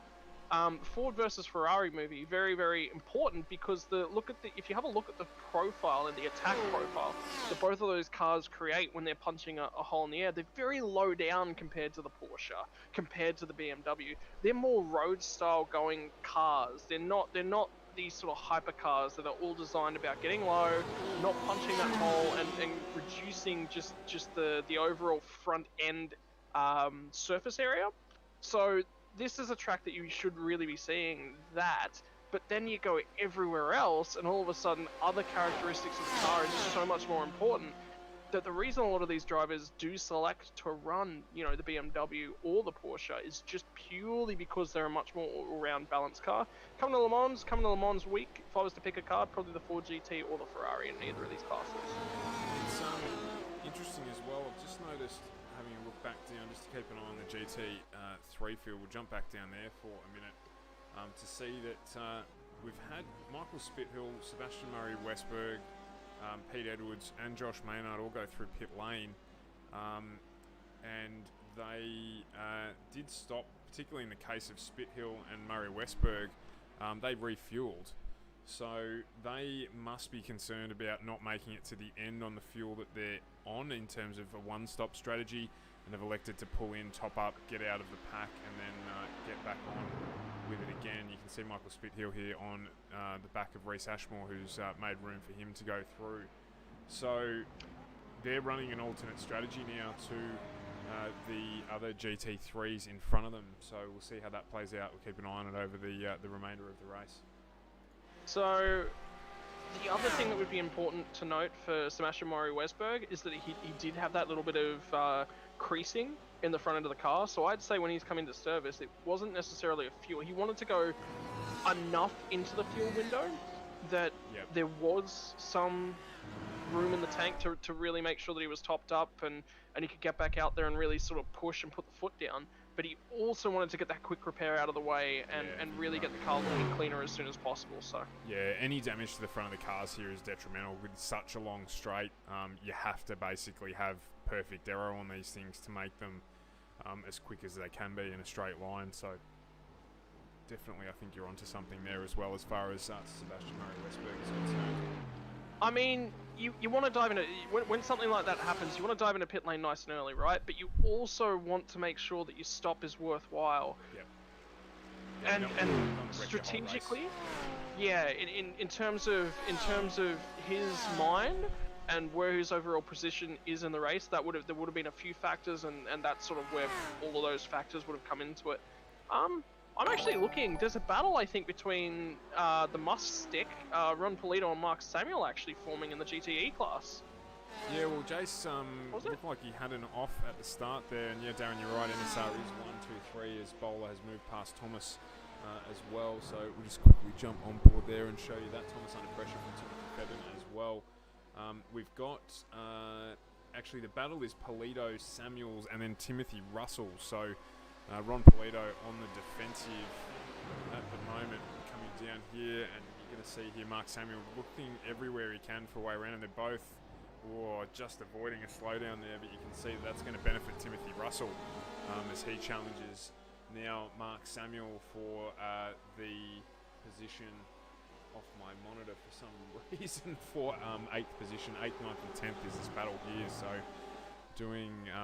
fighting hard, and this is generally what we see in this mid-pack. We talk about it all the time. We've got the guys, thanks Wacko, we've got the guys straight at the front of the field, your NSRs, your Mark 1 guys, who are up there week in, week out. And then, we always have this awesome mid-pack battle, and we've spoken about it a lot. Ron Polito, for the new watchers to our stream, relatively new to iRacing. I say that now, he's 6 months into it. Really clean, competitive and consistent driver, and we get to enjoy watching him battle through the pack each fortnight. So and again tonight with Samuel and Russell. Samuel and Samuel. So good to see here these guys keeping it clean, but keeping it close. Yep. And you'll see this right throughout. I mean, again, the benefits of the Mulsanne straight and how long you spend at full throttle is that the cars will just overtake each other, 1, 2, 3 times a lap, basically, just purely because they're all getting the draft off each other. Then one of them will punch the hole in the air. It's really like cycling a little bit, which is a weird comparison, but this is exactly what you'll see cyclists during the Tour de France. It's actually a really good comparison. I haven't thought about it that way. Well, the way that they generally work in cycling is it's actually a team sport, and the reason that it's a team sport is because you'll have your pusher. His role within the team is never based around his own individual result. So what ends up happening with these pushers is they're generally cyclists that are nearing towards the back end of their career, and they've got a little bit of experience and knowledge that they can partake. But all of a sudden, their role will shift over to being pushing the aero in front, and it's actually the reason you see pelotons form. Yep. It means that teams can save their pushers for right at the end of the race, and then all of a sudden burn up all of their energy when they try to break away in a 4-person battle pack. Then you'll have your mountain climbers. These guys are sprint specialists. Their whole idea is that they'll have a specific section of the race that they're out to try and get the fastest time through. Car racing, you'll see that as well. All of a sudden you'll come out of a stop. There's 10 seconds that needs to be made up over the next 10, 15 laps, and then you'll settle back into your rhythm pace. So occasionally you'll see that, a lot less often than you will your mountain climbers and your sprinters. And then obviously you've got your guys who are looking to get out there nice and early, punch a big hole in the air, and be out on their own and with no support whatsoever. So, look, cycling, a lot of people look at it and just go, oh, it's nowhere near racing whatsoever, but it actually kind of is. Yeah, for me that's pretty much where the similarities end in terms of excitement and just about everything else. So we'll jump back on the battle here with Lofthouse and Timothy Febin. It is still nice and close between those two as well. Of course, Jeff. Hang on. What's happened to Febin? Because Febin was all over the rear end of Thomas. He got a drive through. He got a slow down penalty for a chicane incident. Chicane infringement, shall we say? Infringement, probably a much better word than incident. But yeah, he got a slow down. Little lap. I was on board with Braden Nash, and I was trying to stick with him until the conclusion of it. He's just done the fastest lap of the race, plenty of purple in the last lap that he did with a 47.5. So as the fuel load starts to come out of that car, he's just getting quicker and quicker and quicker. He's actually over a second faster than Schaefer on the last lap, and about the same again to Matty Bowler. So those NSR guys, yep, definitely managing to adapt to the changes to the Porsche very quickly, and it's showing here tonight as we're witnessing potentially our first NSR 1, 2, 3. Yep. And something else to consider right now is that Nash might be moving into that sprinter role at this point in time. Like I did say earlier, I actually think that these guys might try and separate their strategies a little bit. I think you might see Schaefer look to make those tyres last the distance, and I think Nash might be on the alternative push strategy, whereby he is going to take tyres at the stop, And look, this way it sort of just guarantees that one of them will finish on top of the podium, basically. So then the team race and the team orders can come into things, and whether or not they're allowed to race each other, I guarantee that they both want to race each other very, very much will come into things right at the end of the race. Whether or not, though, Nash might actually have a better feel for a lower tank car as well. So I'd say Schaefer might be quicker on a fuller tank car. Well, only time will tell. Brock has managed to do basically entire races without changing tyres before, in terms of 4-hour races. So, you know, those guys, again, as you said before, understand how these Porsches work, understand how to get the best out of them, and, you know, anything... Man, it's crazy. Anything could happen. Did you just say 4 hours on one set of tyres? He did 3 stints in a 4-hour race on one set of tyres, yes. Far out! So they know how to manage the product on those Porsches. So yeah, no, the masters of fuel saving, they just understand the car really well. So it wouldn't surprise me. I'm going to be surprised no matter what they do, because generally we don't pick what's going on with the NSR guys. They run to the beat of their own drum, which serves them well. So at the moment, putting on a solid display with the top 3 places. Look, somebody reach out to Pirelli and get Braden Nash a sponsorship so that he doesn't need to hang on to those tyres as long as the rest of them. So we're just back on board now with Timothy Russell and Ron Toledo, still battling it out for 9th and 10th after the slowdown that Tim Russell got. The lap times here for these two guys relatively similar. Definitely the benefit of the draft serving Toledo though. K's extra down the straight last time around. Braden Nash top speed at the moment, 314 kilometres an hour. So definitely faster in a straight line than the rest of the pack. What am I looking for right now? Where are we seeing? There's another battle, I believe it might be between Gibson. It's either with Mark Gibson and Frank Kodak, or it's TK and Mark Gibson. Yeah, no, Yeah, it's TK and Gibson. I think they're actually working together to try and get back up through the field, obviously on the same team. So the guys there, having done their pit stops early to repair that damage, just trying to make their way back up onto the back of the Toledo. Russell battle about 43 seconds up the road, so obviously the draft going to help them make that a little bit easier with the long straight here too. So the only thing in my mind is, do you think that they had a word about bump drafting in the Porsches? Yeah, potentially so. I'm actually surprised that anyone would do that in the Porsche, to be honest. It's not going to give you the benefit versus the risk versus the reward. So just get them right there. Jump on board. Go ahead. I was just going to say, we sorry. jumped on board with Reece Grant here, currently occupying 2nd place. There's a little bit of out of step here for these guys, because Michael Spithill and Sebastian Murray-Westberg, as we mentioned before, have both gone through pit lane and taken fuel. So I'm just keeping an eye on Murray-Westberg. I'm expecting him to come back up through the pack. He's actually matching the times of the leaders at the moment in the GT3 class. So is Pete Edwards, so expect to see them make their way back up the field as Grant and Purnell do get through pit lane. Strategy here going to be really important for those guys. So quick note on that, that's the benefit of those guys driving through pit lane nice and early, is that we actually get our pit lane delta. So the pit lane delta this evening is about 30 seconds, 38 seconds. Yep. So relatively quick, actually. Yeah, which, I mean, they do get to shortcut the Ford chicane, so they don't actually have to drive through that. True. And they can actually drive pretty much straight and flat out. There's a little kink in the pit entry, which is about, that's actually a major feature of this track. You can't just show up here and just drive down pit lane and go, oh yeah, I'll be right. No. You got to drive to the entry to pit lane, make sure you know that, because it has its own braking markers that you need to be aware of. Thanks for joining in the stream there, Ella, as well. Matty Bowler doing a fantastic job getting back up to 3rd place after a couple of early incidents in the race, but he's running strong again now in currently a NSR Motorsports 1-2-3 as we sit. So doing a good job. Musket just said on the in-game chat, we're eating ice cream. Yeah, that's a bit of a trait of Jace there. He's it harks back to Days of Thunder when they make a call to go into pit lane and Old Crickle's told that they can't service his car at the moment because they're busy. And when he says busy doing what, they say eating ice cream. So.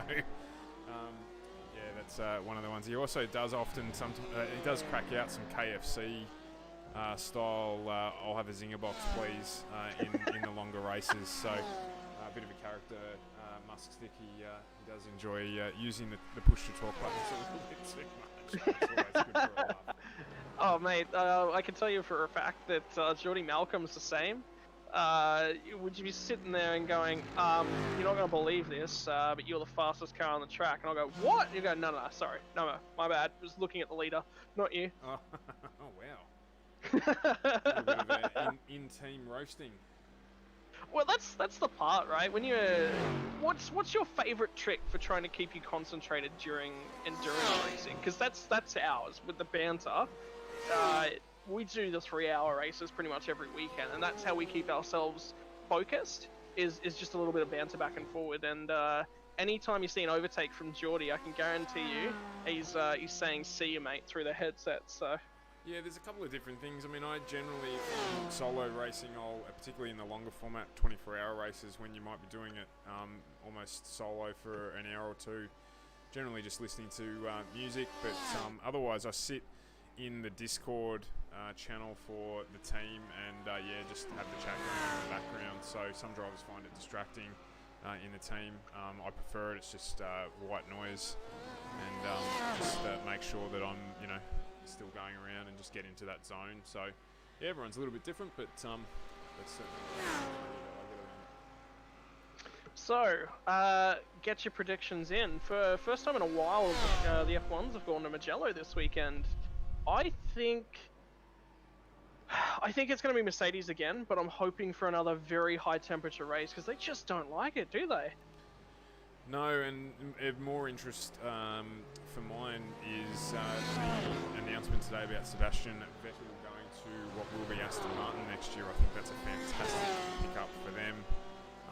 I think he's going to do really well there, and I think, as usual, what happens at Ferrari when drivers don't do well is everything turns sour.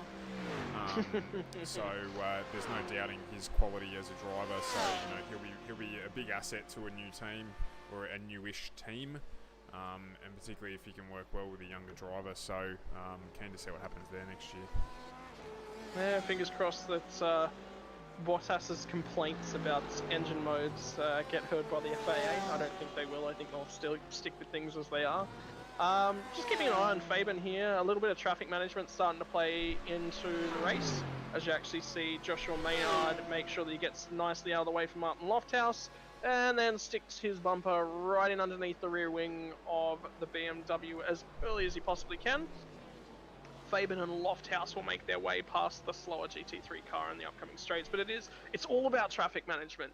Knowing when we go to tracks like Catalonia, where it is very, very difficult to pass, if you identify a sector early on where there is no overtake, the risk to overtaking far outweighs the reward. Then you'll find yourself with a cleaner car towards the back end of the race. And a lot of these guys would look at that and go, I know how to stick the car down there, is it worth it? Well, Le Mans don't need to do that. The straights are so long, so wide, it's literally night and day in terms of getting past. So the drivers will certainly identify that coming into the braking zones right at the back end of the track, coming off the Corvette curves, and down towards the Ford chicanes, that look at the first section of the Ford chicanes, there's an overtaking opportunity there. The second set of the Ford chicanes, nah, get out of that. Do not make an overtake there. You're just going to be risking the front end of the car. So making sure that you're either maybe sitting back a little bit on the car, if you know that you're going to catch a car in an awkward part of the lap, can sometimes play into your favor. A little bit of tyre, a little bit of fuel saving, or pushing a little bit harder to make sure you catch them and get around them beforehand.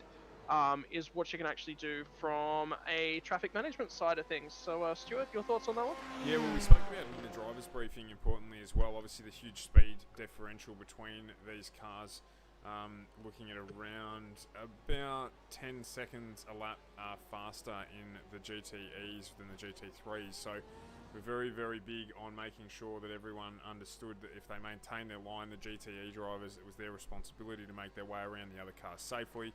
And the best way to do that is to just stick to your lines. Then the driver knows what you're going to do, and obviously use those long straights to make sure that you get through safely and that we didn't end up with any incidents from it. And so far so good. So credits to the drivers there.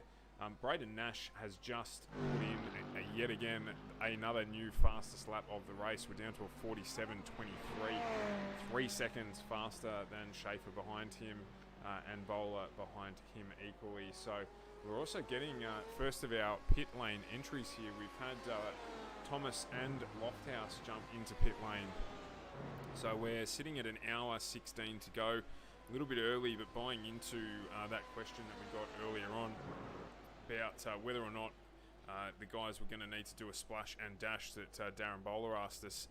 This would suggest yes. I mean, not making it to the hour mark without a pits with having to serve your first pit stop. We'll generally see these guys unfortunately have to do a splash and dash towards the end. So as usual, the last 30 minutes of the race is going to be the critical point for these guys to make sure that they can get to the end. And something else you actually brought my mind to in terms of pace right now, Schaefer on his last lap around at a 350.3, he's fuel saving. He's 100% fuel saving. So we're definitely seeing the NSR Porsches diverge in their strategy. I have a feeling we might see Nash into the box this lap. If not this lap, it'll be the next lap afterwards to get his service completed and that tank top back up. But I have a strong feeling it's this lap. I get the feeling that if Schaefer has been saving long enough, we're going to see 2 extra laps at most, which should be enough to get him to the hour mark and home on that one-stop strategy. I was going to say, I'm like we always do, I'm going to agree to disagree with you. I don't think he's fuel saving at all. I think majority of the field are now running in that 350 section. So I think he's just dropped off. You can see there he's struggling a little bit with tyres as well. So potentially his pace has just dropped off slightly more than Braden Nash's. Part of that might be sitting behind Nash for a period of time. And I think Nash is driving away with it. So we'll see. Big tell. Look, I mean, yeah, I'd agree with you based on the sketchiness. I can tell you 100% for sure that Nash will not be saving. That you don't turn fastest laps of the race whilst you're fuel saving. That's just a no bueno right there. What's happening in terms of the GT3 fields? Malcolm has come in and done a stop. He's done the longest stop of a lot of them, so that's a planned strategy. He's definitely two-stopping. I just want to quickly jump in here and make a note that I think that we may have had an issue. TK's car there is very bent in the back end of it. I'm just going to jump into a replay just to see what happened here. I think that this is exactly what I thought had happened. We've got 3 cars here drafting, and one of them forgot to stop, and all 3 of them got penalised for it. So that's the team strategy there with these guys. It was Mark Gibson, TK, and also Todd Gibson, all trying to use the benefit of the draft to one another's advantage there. And unfortunately, TK at the front of that pack has paid the penalty for a little bit of out-braking, I think is what has happened there. So unfortunate for those guys, they were working their way back through the field. Tell you what, TK is in the water tonight.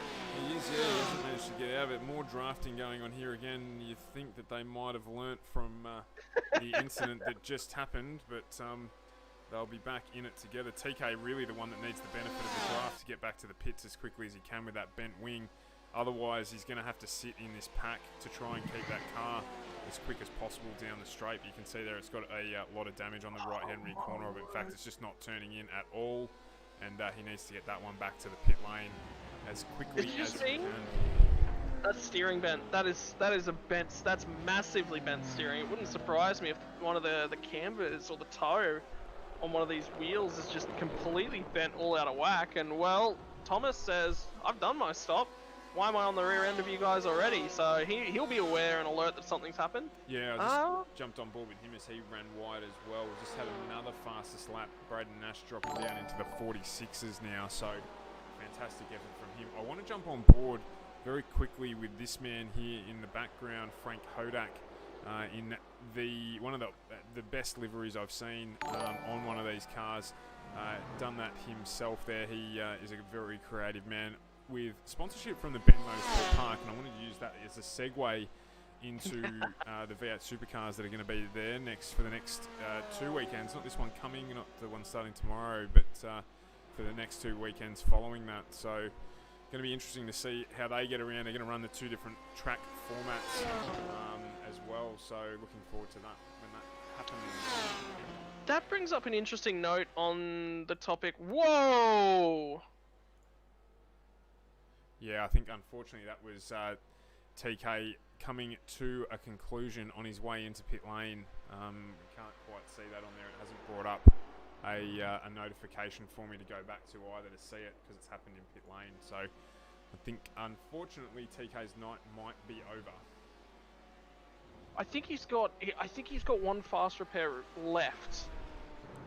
Because he used one earlier on, but that'll be it. He's going to stay right away from his teammates, that's for sure. I'm hoping he didn't need to get a tow then into pit lane from that shorter distance. That would be a terrible penalty to pay.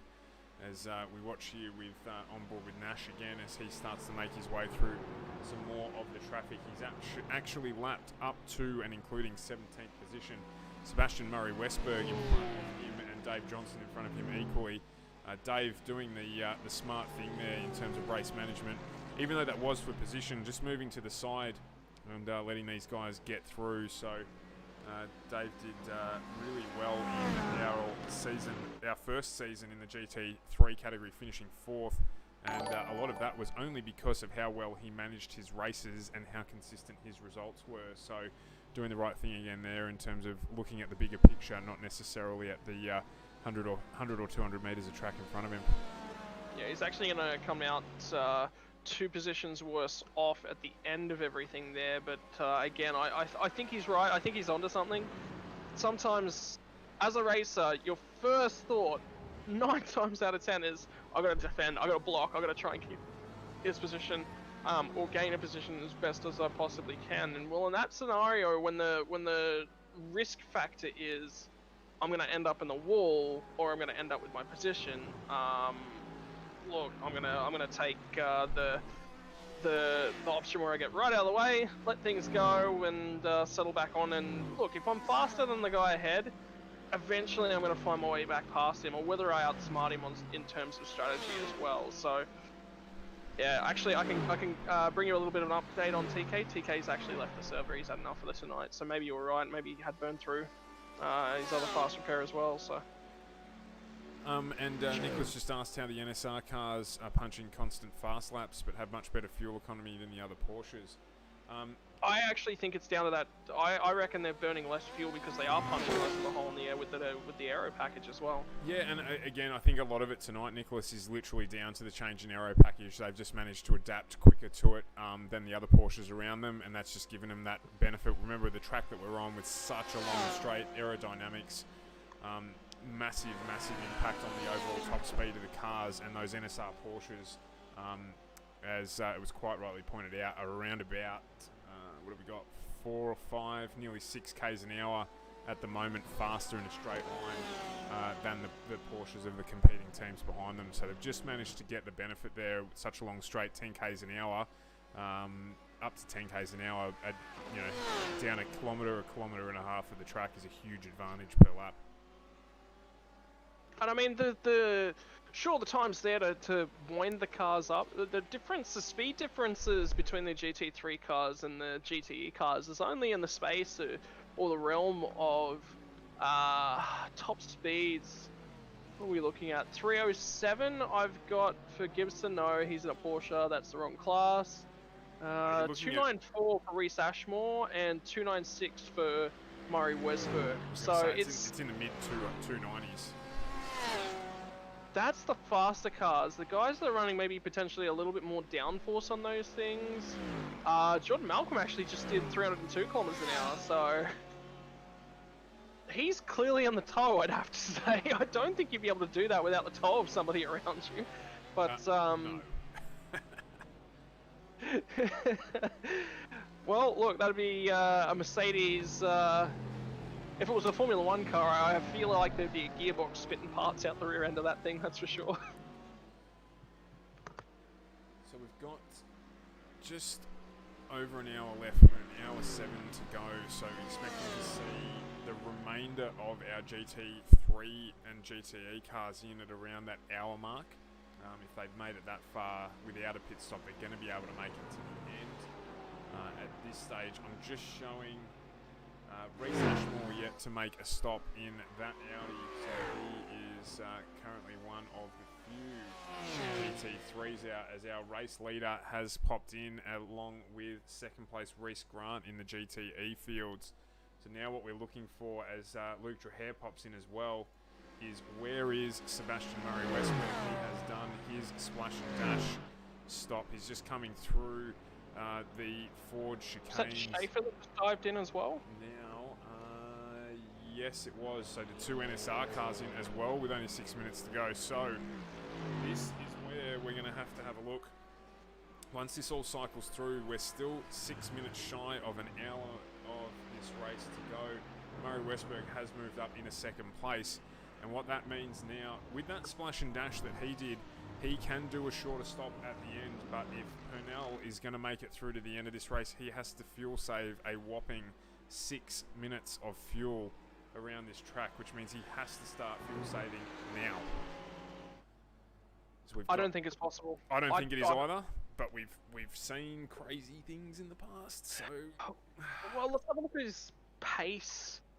So his best lap is in race trim is a 3:58. So we're just gonna have to keep an eye. It's gonna be consistent. There's no way that you can fuel save all in one big clump either. It's gonna be consistently throughout a stint. Now, again, keep coming back to the Mulsanne straight, but that's because it is the defining feature. Whoa, that's a bent rear wing. What did that happen? Rear wing for Ron Polito there. I think he's had that for a little while actually, so he's going to come into pit lane, get that repaired. I was just jumping on board with him as the last of our GTE cars that hadn't been into pit lane yet, so he's serving his pit lane now. So everyone's going to be to have to run the fuel save or the run it and hope strategy, as no one's made it to the hour mark without pitting. Interesting.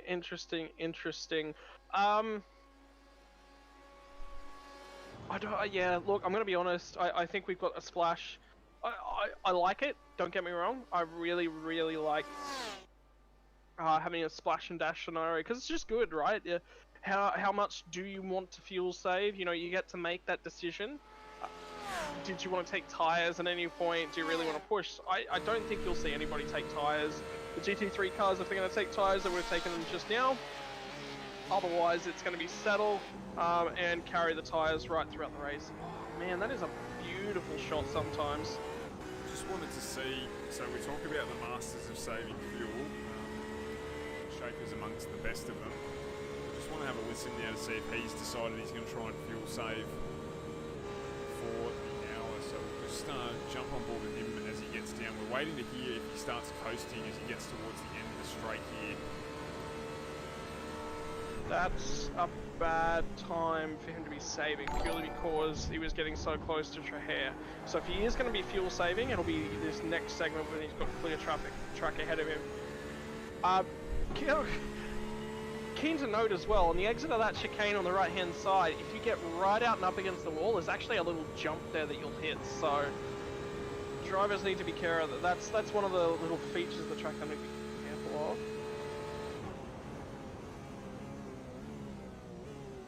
I don't think there's any saving there. No, not at this point in time. Doesn't sound like it. Just noticed there that Pete Edwards has had a crash, so jump back and have a quick look at that. And he's actually had 2, so I'd say it's been a reasonable amount of damage on that first instance. No, Darren, none of the NSR boys took tyres whatsoever, so that's they're going to get through this. We actually haven't touched on track temperature either, so I might just do that quickly to have a look at where that's at. And it doesn't help when I do that. So what do I actually need to do to do that? So what we've got is 28 degrees on track, so not ridiculously hot. Certainly one of the cooler races that we run, generally seeing north of 30-degree track temperatures easily in a majority of the races that we run. So tyre wear here should be good. It'll only get better over the next hour as well. So should be fine for tyres to the end.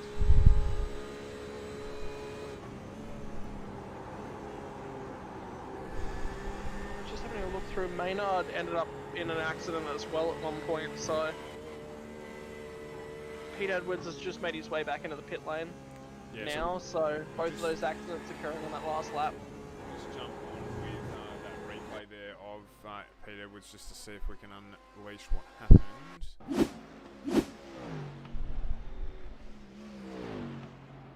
Oh, he's just gone in way too hot. Yeah, by the look of it, and just over-rotated the car. Yeah, he has. So not too much damage there at all. So I'm wondering how he's had. Maybe it's registered a second off track right now. Yeah, it will have registered there. So no damage done really there. I'm not sure why he's run through the pit lane. He's watched his relatives. He's done a great job re-entering the track. Actually, well done to him. Another point that we focused on during the driver's briefing. So a good job from him. No damage done to his race really, and fortunately no damage to anyone else's. As we jump back on board with him live. And we're with Brock Schaefer. Just jump back through the field. We've got Matty Bowler in third at the moment after the pit stops. He's around 25 seconds behind Brock Schaefer in second. Timothy Febben only 2.9 seconds down the road. That gap has closed as a consequence of the pit stops. Only about a second pit lane differential between those, pit lane time difference between those two guys. So a little bit of lap time involved there in terms of the difference or addressing that gap. Maybe slow down as well. We didn't quite see that. The NSR guys have been right out in front, so keep an eye on that gap and see if it does close up any at all. There's no damage to the bowler car, so you'd assume that was it, but he's just had a slowdown before potentially cutting one of the chicanes, and that's why we can now see Timothy Febben just in the top of the image there. I was actually looking at that and thinking, man, he is using a lot of that entry curve to the Mulsanne straight, so... But anyway, no slowdown was processed, so there you go. You can actually use a lot of that entry curve onto the Mulsanne straight. So every time you see these guys out, like, it's good to just look at what extents they're using on the track, because it's something that you can take an adjustment to your driving as well. Not necessarily, you know, maybe their lines, their inputs, their braking masters. It's quite hard to pick up a lot of that from shots like this, but the things that you can really easily pick up is track limit usage. And the NSR guys, they are fast, sure, and their setup's allowing them to pull a little bit more out of the lap time, but knowing the absolute limits of the track that you can use is always going to allow you to just get a lot more bang for your buck. That's a I think that's Ben Lutra hair? Yeah, I think that's Lutra hair there. He's obviously had an incident. We didn't get any notification of that. Oh yeah, actually it's just come up on the screen now. So he's had an incident there too. So we'll jump back and have a quick look at that. But that Audi looking reasonably second-hand. So he'll have to come through and get that fixed. I'll tell you what, can we get some of these iRacing mechanics and engineers out there in the V8 supercars world and get them fixing cars like that? Jump on board with our race leader, Braden Nash, who is still 18 seconds out in front here. I just want to quickly bring this up, this Luke Trahair incident, to see what happened there. So jump through and have a look at that. That's the first. Just, oh wow. What's he doing on that side of the track? That's an interesting one. I'm not really sure what's happened there, where he's maybe thought he was on a different part of the track in terms of moving over onto the inside of the corner there, and that's resulted in that rotation and that tyre wall that's damaged the back wing on that car. So an interesting incident there. When I was learning the track recently, that's one of the things I did note, was that both of the Mulsanne chicanes look reasonably similar. Oh yeah, it's easy to get confused around here as to where you are on the track if you're not paying attention. I mean, the rest of everything is reasonably easy to sort of pick out where you are, but the Mulsanne chicanes are just something completely and utterly different. Thanks for The other like that, thing, Rowan. maybe he was doing a setup tweak or looking at stops or maybe brake looking at fuel bias or numbers. something like that. Yeah, potentially. Yeah. Just an unusual place to have that happen. He's just, he's lost sight of where he was into the braking marker.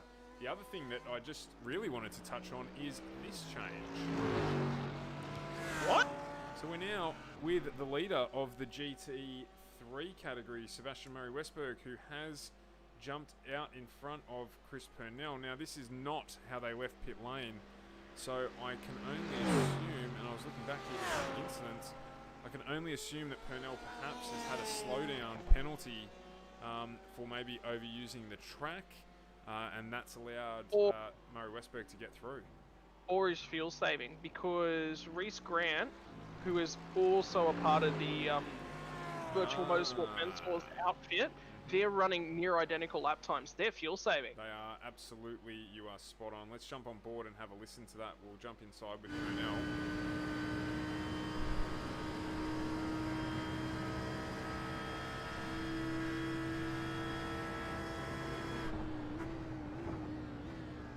Well, maybe. Yeah, I still think you're right. It's a 3-second lap differential. They were running mid 57s all of the first stint, and they're magically now suddenly running 4-minute laps. So I think you're right that they're trying to fuel save.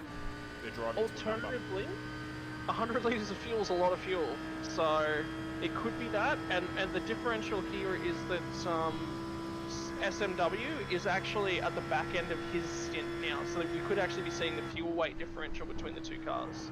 True. Well, so there's a few factors, yeah. We know that no one made it to the L mark, and that's the critical point. So they are going to have to do one or the other, because they will not make it to the end of this race. Well, I can tell you one thing that is definitely for sure. SMW has another stop to make, so he will be good to get home for whenever he does come in for that extra stop, because remember, right back at the start of the race, he had to make a stop for damage that was, just unfortunately his teammate getting wild and weary on cold tyres. He had creases in the car. That 15 minutes that he made up at the start of the race, that might just save him here, and Purnell's got to make a decision. He's got to make a decision, I'd say, probably in the next 1 or 2 laps about which strategy he's going to go on, because if he doesn't, and he makes the wrong call now, it's going to be way too late to course correct. Well, I've just been bashing the calculator in the background here, and I think that Murray-Westberg has enough fuel to make it through to around lap 22, and we should see around 27 laps in the race. So, yeah, there's no way that he's getting home, so he'll be pinning those in. Whoa. 27 to 30 laps in the race, I reckon, is the window that we're looking at. And yeah, I think he's going to be in at around 22. So, yeah, as we say, time will tell.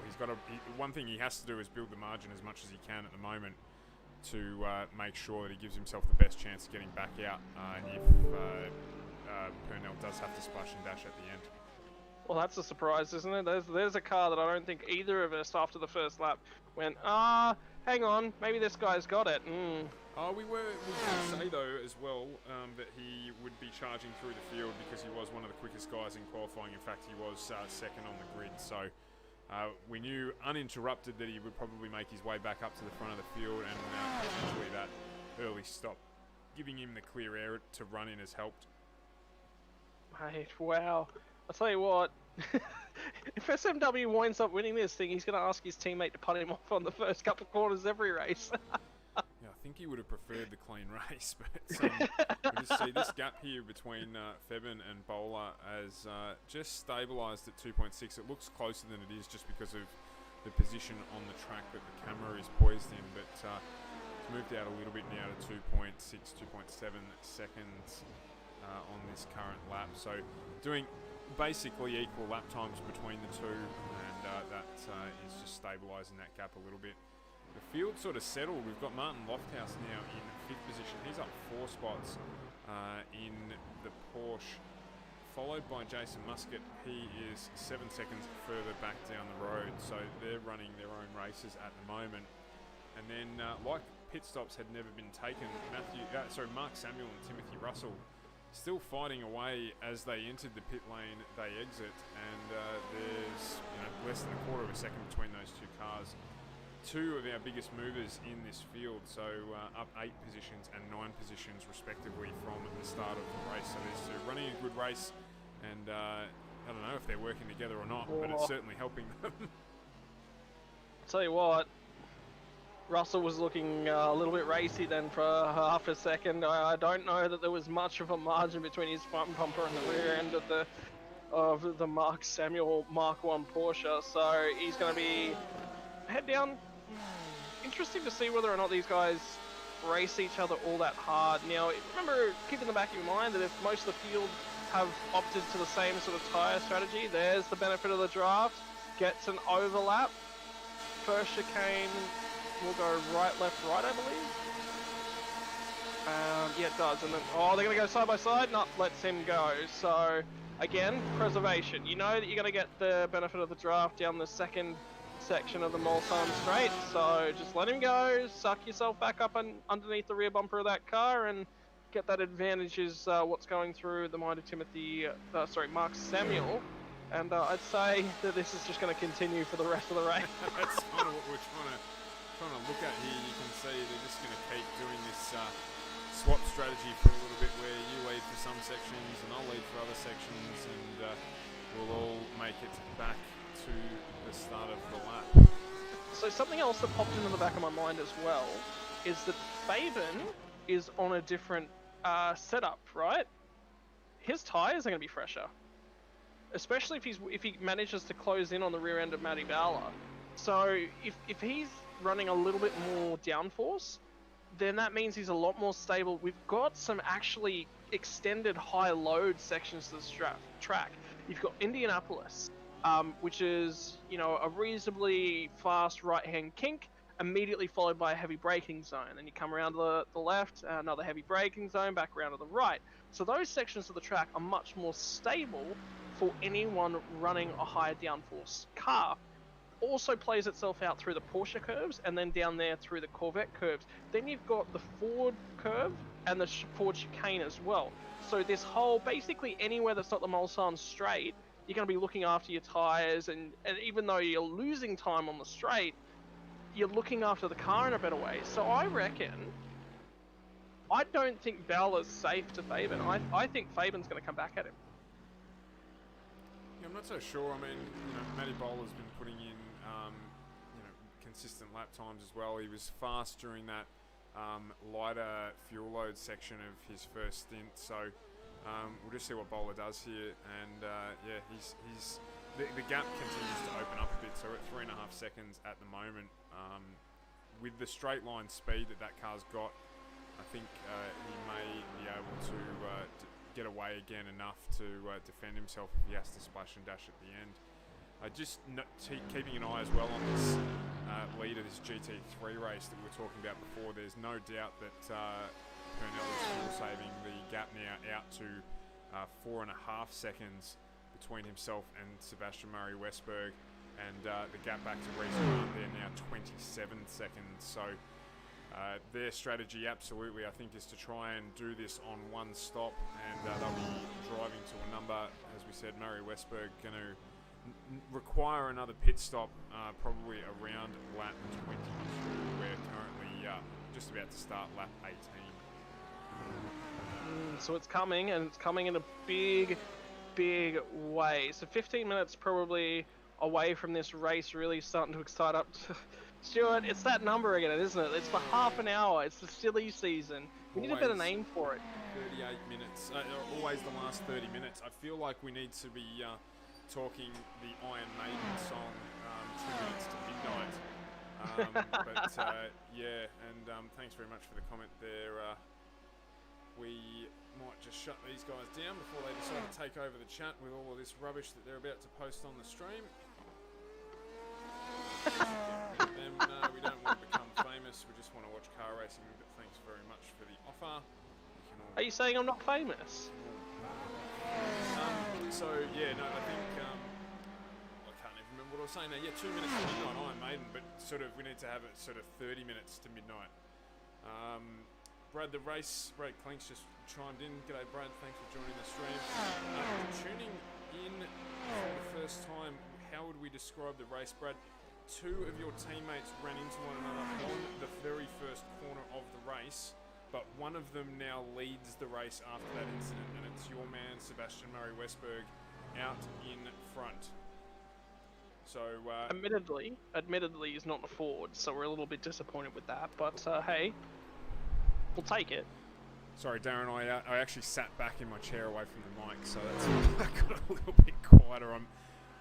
It was a tragic day. I actually lost my broadcasting headset today after I snapped the USB connector out of the back of the computer, tripping over the cable and nearly falling over in the office. So that's my highlight of the day. So I'm on another mic that I'm not used to using tonight. So we'll have a ceremony later on for my broadcasting headset, as Murray Westberg is in pit lane earlier than I anticipated. So perhaps not quite getting to that fuel number. He's going to have to be on the... What are we going to guess here? He's going to be stationary for... I'm just trying to get across... It's going to be a full fuel... Nearly a full fuel stop. You reckon 40 seconds stationary time? Well, I'd say we're looking 20-25. Well, if he's going to take 40 seconds static, he's taking tyres, right? So if it's not 40 seconds static, we're looking 20 to 25 seconds, and I'd more towards the 20 end of the deal. You know what this means, though? He's not going to have to fuel save.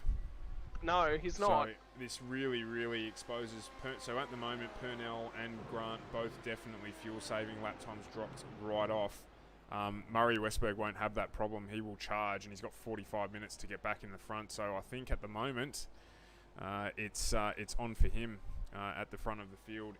The race will be his to grab if he can get there. So we've got Dave Johnson in between. Michael Spithill, he's fueled to the end as well. So 41.25. So it was a full fuel stop. Sorry, my mistake. I miscalculated. No, you're fine. Yeah, so either way, he's going to be charging now. He's got the license to take the race. He's certainly got the pace in the car, so he won't have to fuel save. He'll get out there and get cracking. And given, so there's a couple things to dissect out of SMW's final stop. Number one, I think we're gonna see, so pit lane delta time 38 seconds.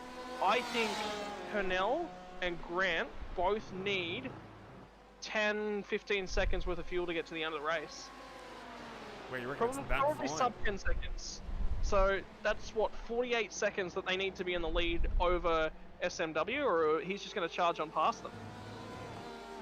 Yeah, I think that at the moment it's Murray Westberg's to take out. So one of the things we haven't touched on, which we'll just quickly touch on here now, is we've got team standings for this one as well. So at the moment the team standings are pretty close. So the result here is definitely going to impact on that, particularly with Purnell and Grant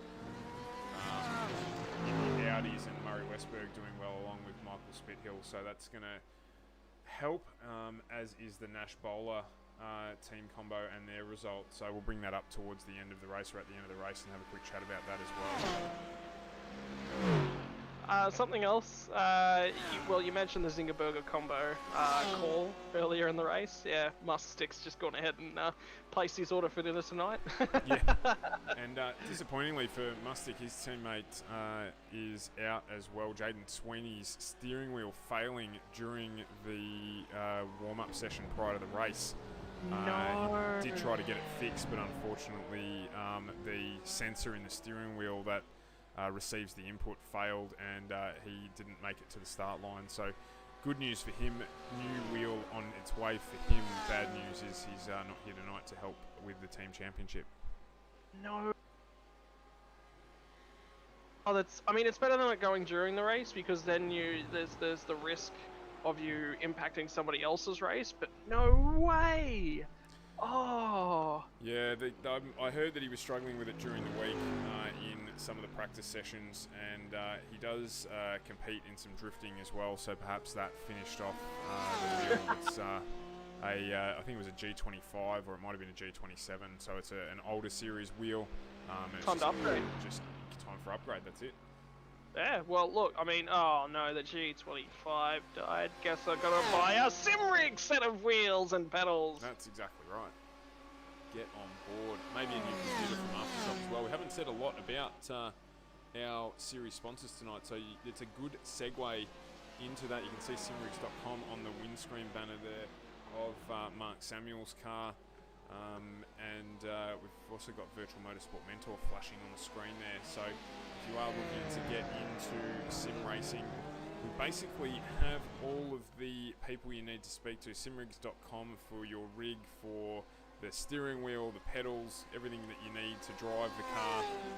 AFTERSHOCK, Ryan and the crew at St Kilda in Melbourne, they do fantastic PCs. Anywhere from entry level right up to the top, as Brock Schaefer's come into pit lane, I've just noticed as well. That's very interesting. Why would he be in pit lane? He's cycling through to get his stop done. He's reached minimum threshold to get his final fuel load in, and he's cycling through just to pop out. So this will be an information stop. Yeah, so absolutely. he wants to pop out and suss out where Fabian is on the track, and where the rest of them are going to pop out. If it's a nice, clean, buffer-free zone, then you'll see Nash cycle in as well. But Nash was about that 20-second margin, which would put him out on the track right around Timothy Fabian. So that means that Nash will go a lot longer into this stint until the gap's a lot safer. Yeah, as you say, 46 seconds up the street, needing to be about 49 seconds. So he has got that gap in Fabian at the moment, but it just depends on what part of the track he's in as to the relative for that. So we'll keep an eye on that as well. But yeah, just talking about Ryan and the boys at AFTERSHOCK, your rig, your choice, AFTERSHOCK PCs. They can custom build something for you if you want to go wild. They do also have pre-formatted packages for desktops, for gaming laptops, for just about anything that you need. And obviously, as they help us get this show on the road, we would love it if you could give them your support if you're looking for a new PC. And Virtual Motorsport Mentor, Chris and the crew, helping to get you go faster as well if that is what you need help with. So everything that you need to get going in sim racing. I'll tell you what, Chris Purnell leading the GT3 field, that is a very representative figure of the coaching staff at Virtual Motorsport Mentor. So if you want to get yourself a coach that's won the GTE field in the unloved Ford GT last season. Yeah, look, he said he hated the car and he never wanted to see it again, were his words. So, look, maybe you're a fan of the Ford GT. Chris can certainly help you out with setups after running that thing, and part of the deal that they do put together is car setups. So I might have to see if I can get some practice in the Ford GT and a hand from Chris, I think. Absolutely. If you're looking to go fast, it's the place to go, and all athletes have coaches, so definitely in this case not unique if you need to get some help just to make yourself a bit more consistent or quicker. Just keeping an eye on Murray Westberg here. He is around 2 minutes 15 down the road at this point in time from Purnell. He, I believe, has had an issue, whether it's getting through traffic. Chris Purnell is getting an off track and potentially a slowdown penalty to serve. He's actually just bent the rear wing of that car, so he will not be happy with that. I haven't seen when that happened, but that wing looking a little bit second hand on the driver's side of the car, so passenger side of the car, because it's a left-hand drive. He's into pit lane. I did get an off-track notification from him. So this stop right here is a twofold stop. Right, I've got a little bit of damage. Let's get it fixed off straight away. Oh yeah, there it is there. Oh wow, he's had a big accident. That only indicated as an off-track rather than an accident. So yeah, that's why he's come into pit lane. Certainly he will use his fast repair, get that done, and that changes the race for Murray Westberg as well, because it means that he can now run hard until the end of the race, albeit that he'll drop back down through the field doing this quick pit stop with fuel. So It's going to change up the back end of this race, that's for sure. The complexion of it changes dramatically. Murray Westberg, you said it, was 2 minutes and 14. That's a very big gap. That's... Yeah. There was an off-track, not an off-track, but there was a question mark a little bit further back. So that's him getting through pit lane. And that's him exiting pit lane. So there's no notification of any off-track or anything for him there. So not really sure why the gap is so big. We'll just jump back live here with him as he's making his way back round. Purnell has come out in second place behind Reece Grant. So still a fair old gap up the road between Purnell and Murray Westberg at this point in time. So keep an eye on it. He's catching up rapidly. Oh, I see it. SMW had a he's double pitted. SMW's actually gone through the lane twice. So potentially a drive-through penalty there. No.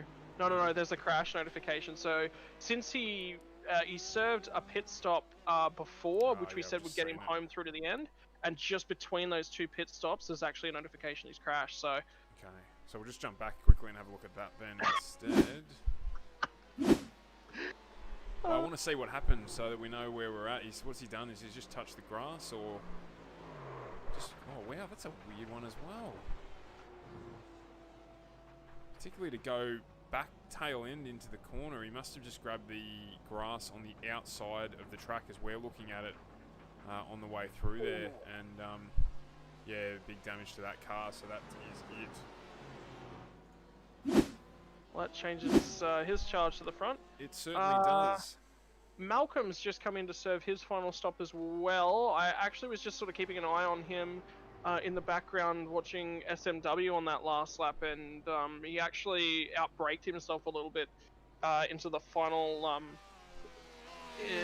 chicane on the Mulsanne straight before they head down towards Mulsanne corner. It's a little bit when you actually have a look at the track map around here, you'd look at it and go, oh yeah, that's going in this direction. But north is actually right at the start of the Mulsanne straight. So as you turn onto that, that's actually the northern end of the track. So. Oh, right. Just had part of the Polito Brothers fan club jump on as well. Patricia, thanks for joining us again this fortnight. We've got Phil on screen at the moment. He's actually done a cracking job. Because if we remember correctly, he had an incident on lap 1 and went right to the back of the field as well. He's all the way back up into 12th position. So driving really consistently apart from that early issue that he had at the start of the race. So doing a good job to get himself back up into the pack. And Ron is currently up in 8th as well. We haven't mentioned him too much other than in the battle pack that he was involved in a little earlier on in the race. And that's because he's just been doing what Ron does, which is getting the job done and being nice and consistent on track. So he's currently up 4 positions and in 8th spot. Fastest or hardest charger at the moment, Timothy Russell. He is in 7th position, up 10 spots, doing a good job too. He had been battling for quite a period of time as well with, and where's he gone? Mark Samuel has... I was just looking because I thought he's done his whole stop. He had an accident on lap 20, so last time around he had an off-track, which has seen that battle, that seesaw battle that they were having end temporarily. Tell you what, the Le Mans circuit doesn't fail to challenge the drivers. It's I think we've seen a lot of normally in tennis you'd call them an unforced error, whereby somebody else around you is not really forcing you to make an error just purely by applying pressure to you as a driver. The drivers have just been making mistakes this evening. The guys that have been affected by that. Speaking of which, this is Timothy Febben we're on board with. What's happened? Oh! Down onto the inside of the track, and I'm not sure who that was coming through. It might have been Reece Grant or Chris Purnell coming through on the inside there, and they've managed to avoid the accident. So Febben there back into pit lane. He got that one towed. He'll get that repaired, but what that does is move Brock Schaefer up into 3rd position on track. And Schaefer is fueled to the end, so... I'd say you'd see Nash and Bowler make their way through the pit lane very, very quickly and finish off their services and get themselves back out. Martin Lofthouse has also served his final stop as we've got 32 minutes to go in this one. So that was actually Reece Grant that managed to avoid that accident that happened right in front of him, the leader of our GT3 class. So a good bit of reflexology from him. I'm not even sure if that's a real word, I've seen it around, so we'll just run with it for the night. Strategery. And he's done a good job. Maybe he's been doing, what's that thing called where they punch the buttons as they light up, that training? Oh yeah, there's a MotoGP reaction app actually on the phones that they can do. Yeah. So there was a video put out last season sometime of MotoGP stars versus F1 stars, and yeah, there's actually a whole bunch of reaction-based skill games that you can do. But the ball drop one I think is my favourite that I saw Pierre Gasly doing on the grid. It's Silverstone. And actually, speaking of him, we haven't brought it up yet tonight in our general motorsport discussion. Thank goodness there was some variety in the Formula One last weekend, and you know, you briefly touched at the end of some of our coverage about who had won that one and that bet that someone placed for 20 cents. I found out 20 cents to win €35,000. But yeah, some good variety there. Nicholas has just asked, first, second, fourth and fifth still to pit? Yes, absolutely. So we've still got Nash and Bowler, as well as the Musk Stick and Timothy Russell to pit. Martin Lofthouse has already done his second pit stop, so he will jump up the order a little bit when they get through their pit stops. Polito to do his stop, and Jeff Thomas has done 2 stops as well, so he's fueled to the end. He pitted last lap. So we've had, in terms of the GT3 category, Chris Purnell has done a stop, so he's fueled to the end. Sebastian Murray-Westberg is fueled to the end as well. So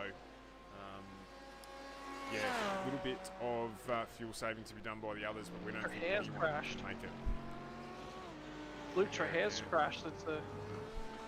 Was the most recent notification that come through as well from the GT3 class. So. Oh no. Oh, okay. Oh, careful. Wow. That was close as well. So just a big slide there. And fortunately no damage as a consequence of it. I think that was Martin Lofthouse that was getting sorry, that was Jeff Thomas getting around him as well. So fortunately no damage done. Oh, I tell you what, whenever you see a notification come up and there's a GTE car involved with a GT3, your heart gets stuck in your mouth about whether or not it's an overtaking issue. I hate those because it's just sometimes the drivers just want to give too much and you're not quite sure, and then you both jinx each other out. Those are the worst ones to watch because they're just so awkward. But nope, that's a small driver error. Handled and on the way for Trahair. How deep do you reckon Grant's going to go here? Well, that's actually why I was just jumped on board with him. He pitted on lap 13 to lap 22. We're on lap 23 now. Have we done any numbers on the Audi to see where they got to? So they pitted lap 13. Assuming they ran that dry 26 laps, we're definitely going to get to. So he's going to have to splash and dash. And his times have come down again too, so I don't think he's fuel saving. No, I think with the extra pit that Murray Westberg had to make, and now Purnell right behind him, he's got a minute back to Michael Spithill, who equally is, well actually he's fueled to the end, so he's going to have to do it soon. Probably I'd say the next 4 laps. We're close, yeah. And that's not going to get him anywhere near close enough. He's going to be just about 15 minutes or so shy. Correct. So. Yeah, absolutely. So he's definitely not going to make it to the end. It's just a matter of how deep he goes to give himself time to get back. Reece Grant gets some airtime, decides to use that airtime to show us what he thinks of Witch's hats. As they should. I'm equally a bit surprised here. We've got a bent wing on the back of Frank Hodak's car. I thought that would have repaired itself in pit lane, so maybe a little bit of new damage to that car as he gets around in 10th place. He's up 6 spots as well, so another one that just gets around consistently. More damage on the right-hand front corner of that car actually, so but just gets around consistently, and as a result moved well inside the top 10 here as well for the overall result for the race.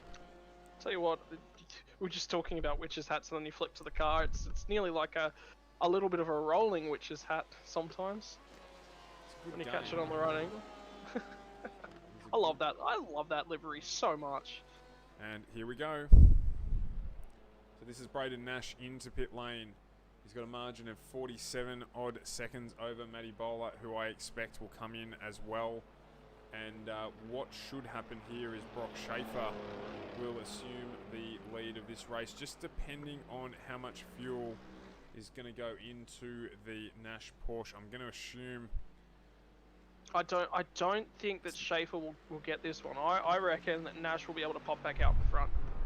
Well, because where's Schaefer on the track? He's just coming through the back section of the track now. So he's...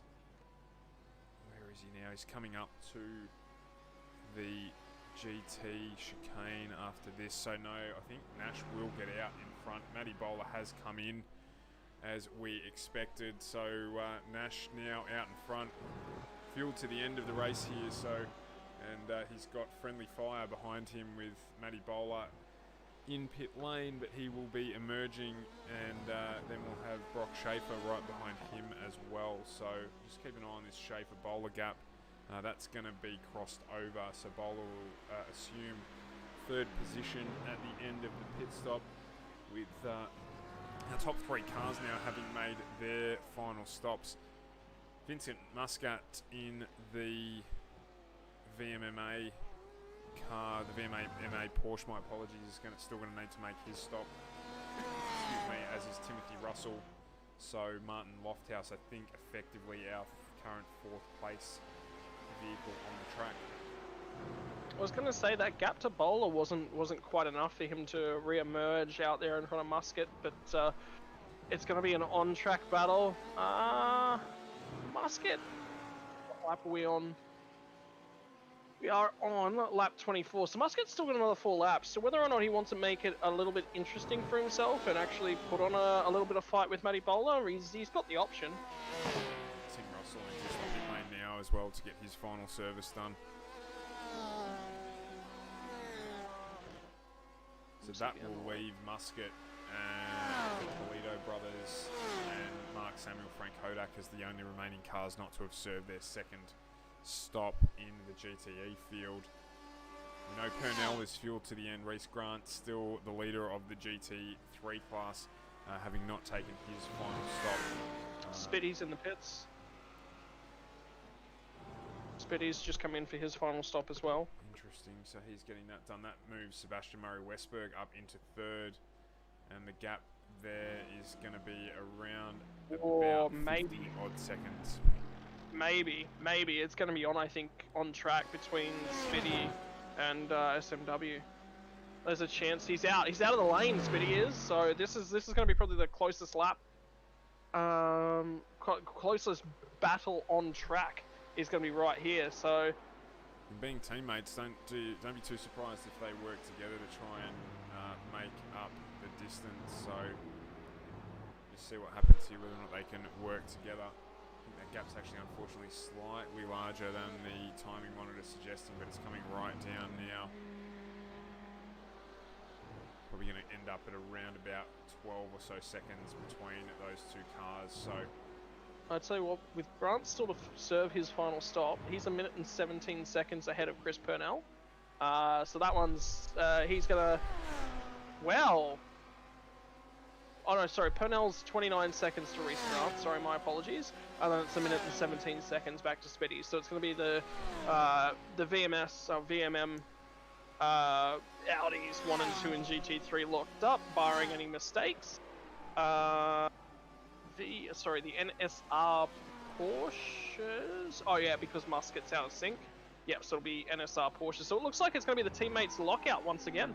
Yeah, I think you're going to be right there. We're going to have a 1, 2, 3 NSR domination of the GTE category, and it looks like for the first time in a few weeks, a VMMA lockout of the GT3 category. But as we say, we're in the last 30 minutes. In fact, 23 minutes to go. We're just ticked into the 22nd minute to go, and looking at crazy time. So anything can happen from here, and invariably it does every time we get into the race. The drivers are tired.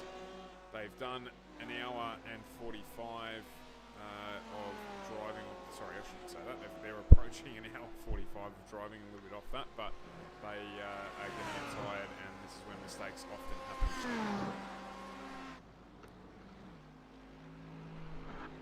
Right, so A little bit of gamesmanship there from Grant, just looking like he was going to swerve into pit lane and then pulling back out of it again. well, there's not really much point of gamesmanship going on. You kind of want to utilize pit lane entry. It just sort of offers you a little bit of an extra angle coming through the first of the forward chicanes, just to maintain your speed. And it's pretty common. It really bothers me, the pit lane entry to this track, not alone because of the chicane or the kink in it, but also where it's positioned and how it's used. I'd really like to see it backed up the track a little bit more and moved out of the way. It's one of those unique features of Le Mans. You've got to adjust how you drive right around the pit lane entry. So yeah, absolutely. We've just had Pat Gallo, who isn't running tonight, drop into the chat, and just congratulate Mark Samuel on a job well done so far this evening. And you're spot on. He's up 6 places. Obviously new to the series, but capable as well. As I've just seen on the timing screen there, Matty Bowler has got in front of Vincent Muscat as well, so that battle's sorting itself out on track with Muscat still to pit. that'll be somewhere in the middle of a straight. Yeah, I'm too surprised if they exchange positions yet again, depending on where that's happened on track. Oh, that was the interesting thing, wasn't it? When Bowler went past, that's a lot of smoke. Who was that? Was that Ron Polito? No, it was Tomo, I believe.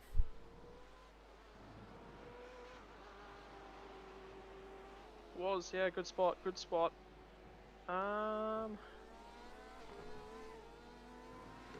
Malcolm had an off track there just before as well, so mistakes and errors starting to creep in for a lot of our drivers. Like, overall, the driving's been pretty clean and pretty consistent.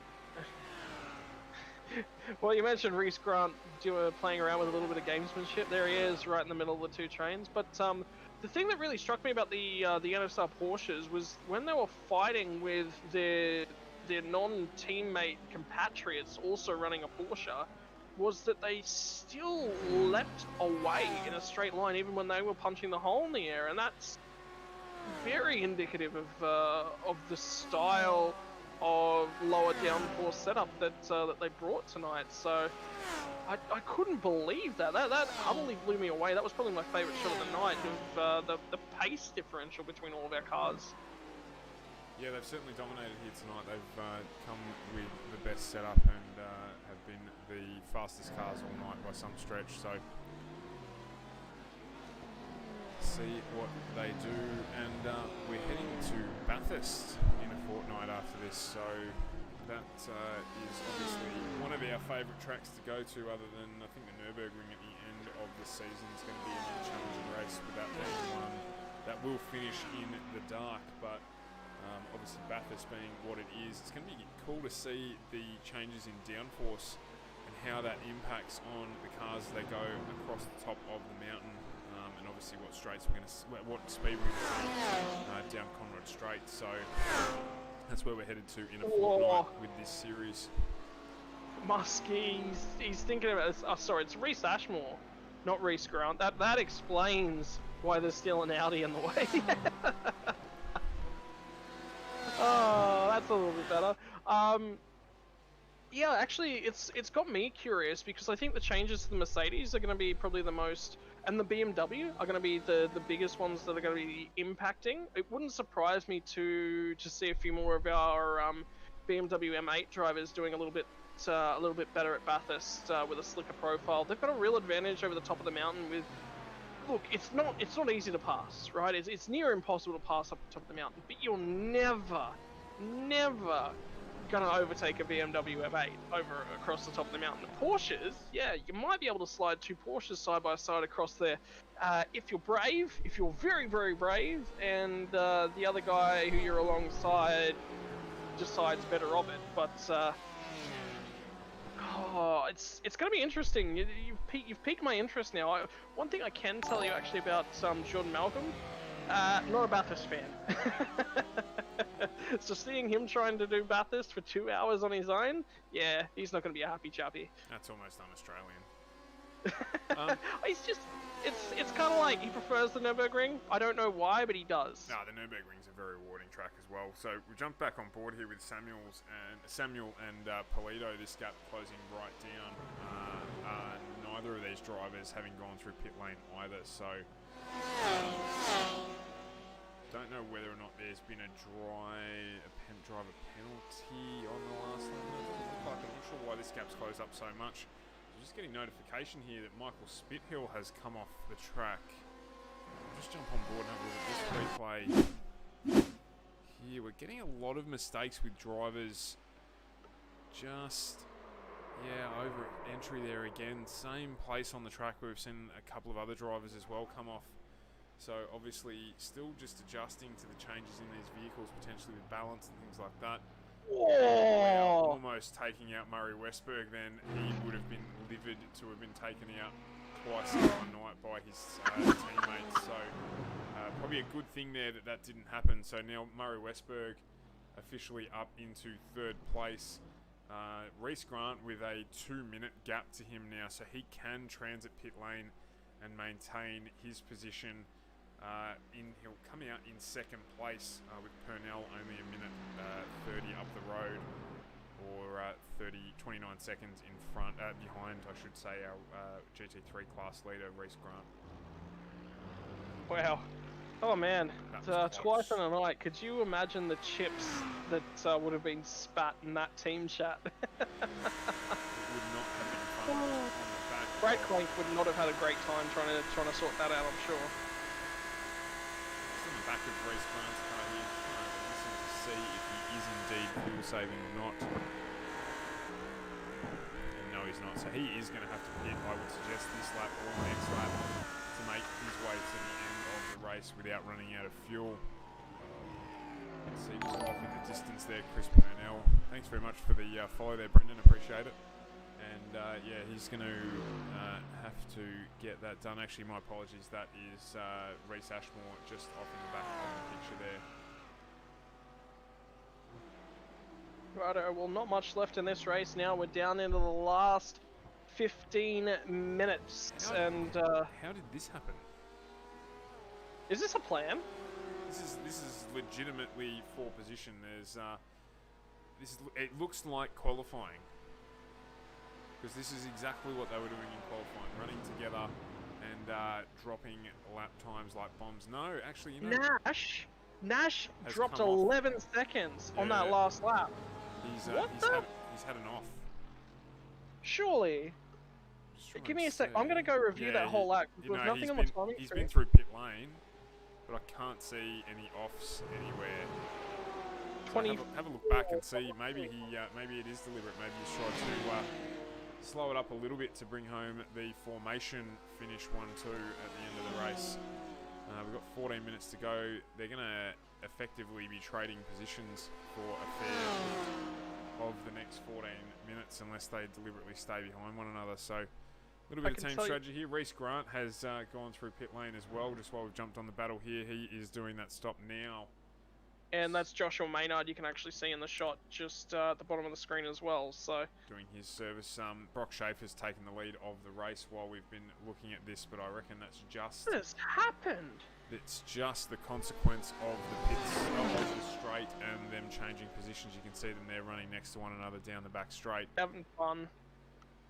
And yeah, I think that might be it. I think at the moment they're just jogging on the treadmill, and when you're that far out in front, they're able to do that.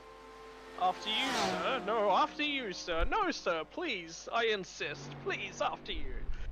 Oh, boy. So just got to be careful here that they don't end up accidentally doing anything that could be to the detriment of the result of the race. So just a good time Don't to get chat the to job. Gibson and TK about that. Yeah, just a good time to get the job done and bring both of those cars home at this stage, certainly in first and second. I'm not going to put it past them either. I mean, Matty Bowler's only 14 seconds back down the track. So Close. That's come down a long way. it has. So you just got to wonder whether or not they might just be setting it up for a reasonably nice looking photo at the end of this race. They've got plenty of time.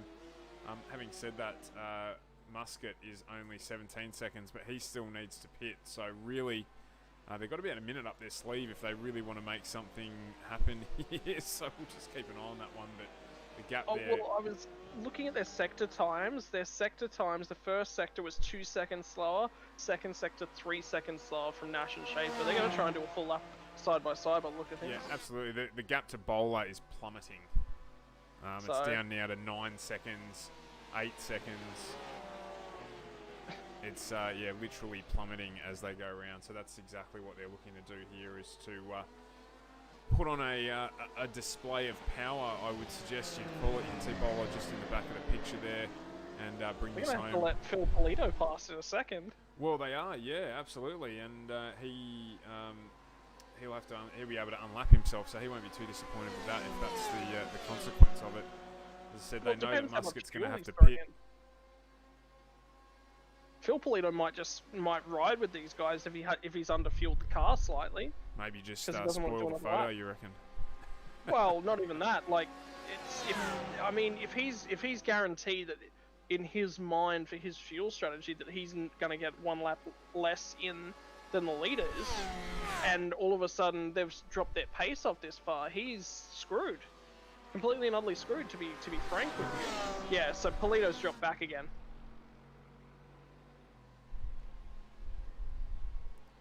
So we've got as well the opportunity for the same situation to happen in the GT3s as well, with Bernal and Grant just about 15 seconds away from one another. So as Phil Polito there goes into pit lane, so that eliminates that problem, and I can't but help. Of do pit lane drive through yet, so that was his actual last stop. That's on schedule for Phil. And That's not unscheduled. And So Muscat's come in as well, so I can't help but think that they're going to get exactly what they want here. They've got a minute up their sleeve. They can slow it right down and get into a nice little group with 10 minutes to go, and run it through to the end to bring home a very dominant NSR 123. Let's not forget as well that Bowler went off on just before the start of the race and effectively has come from the back of the field in the GT E-Class to get back up into third. So he has driven a fantastic race to get himself back up into that position,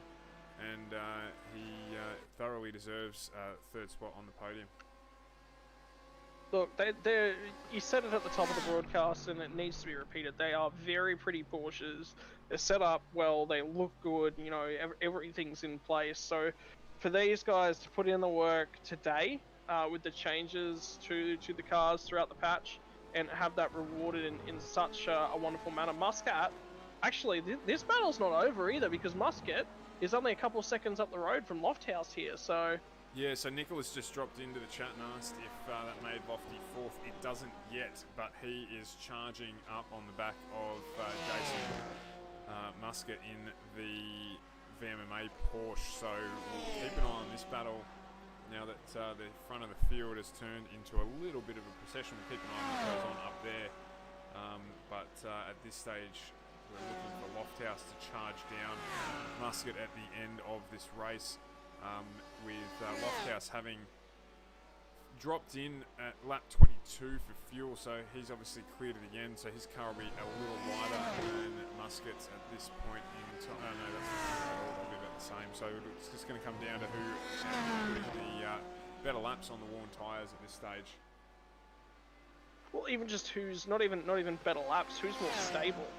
Because if Muscat's been pushing this whole time, well then, and Lofthouse hasn't, well, you know, the tyre condition at this phase of the race is just going to be so completely and utterly differential.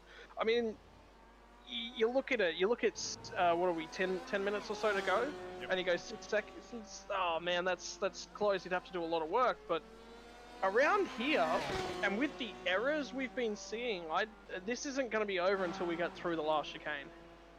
And no, Nicholas, no one in the field has taken tyres this race.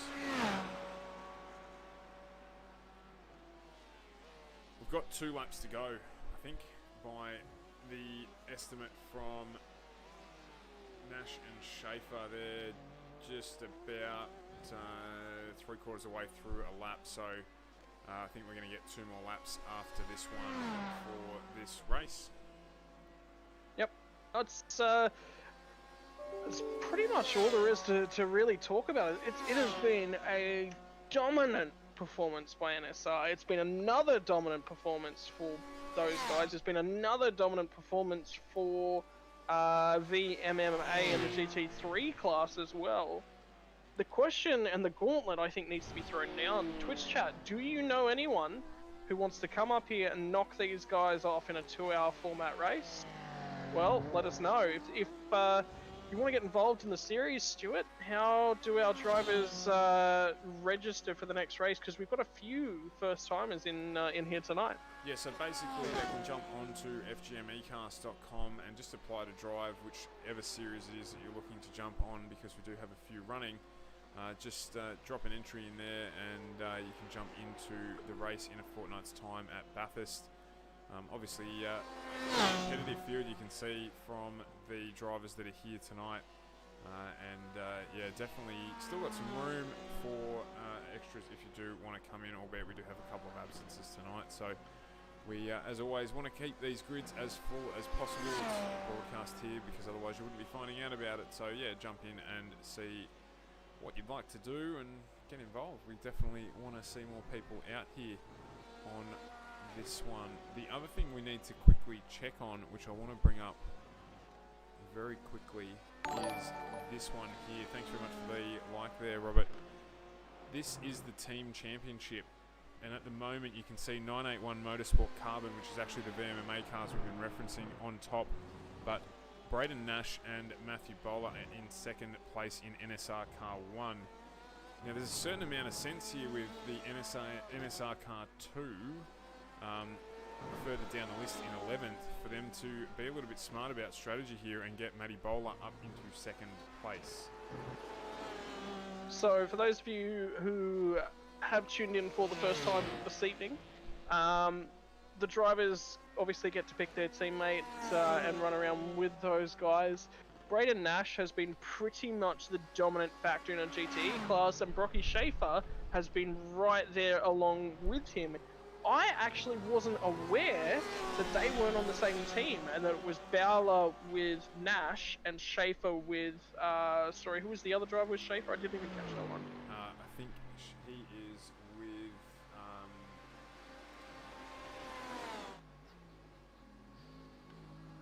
give me 2 seconds to come back to you. Caught you off guard as well. He's actually driving with TK, believe it or not, so that neither of those guys having a second car in their team to be able to team up together. So he's actually running around with TK, who's out of the race tonight. So that's not going to help their championship prospects. So whether or not... Whoa, okay. Alright guys, settle down. You're actually scaring me a little bit now. It's getting a bit interesting here as they're trying to make entertainment for themselves on the back part of this race.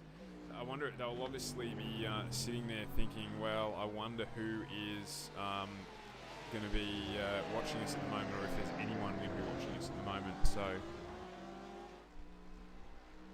nah, they're doing it for their own amusement. I don't think that they're wondering whether or not they're being looked at. I think they're just out there having a little bit of fun. Oh my word, they're at it again. As they do it, yeah, as you say, as they do it again. So Tell you what, you know the best perspective of the three of these guys to have a look from would be Matty Bowler. Just jumping on the cockpit of that car at this stage in the race and seeing this going on ahead of you would be a sight to behold. Well, we've done just that. We jumped on the nose of Maddie's car, and Ella, your man, is in third position at the moment in this NSR train, dominating the front of the Australian Endurance E Championship Round 3 from LeMan. So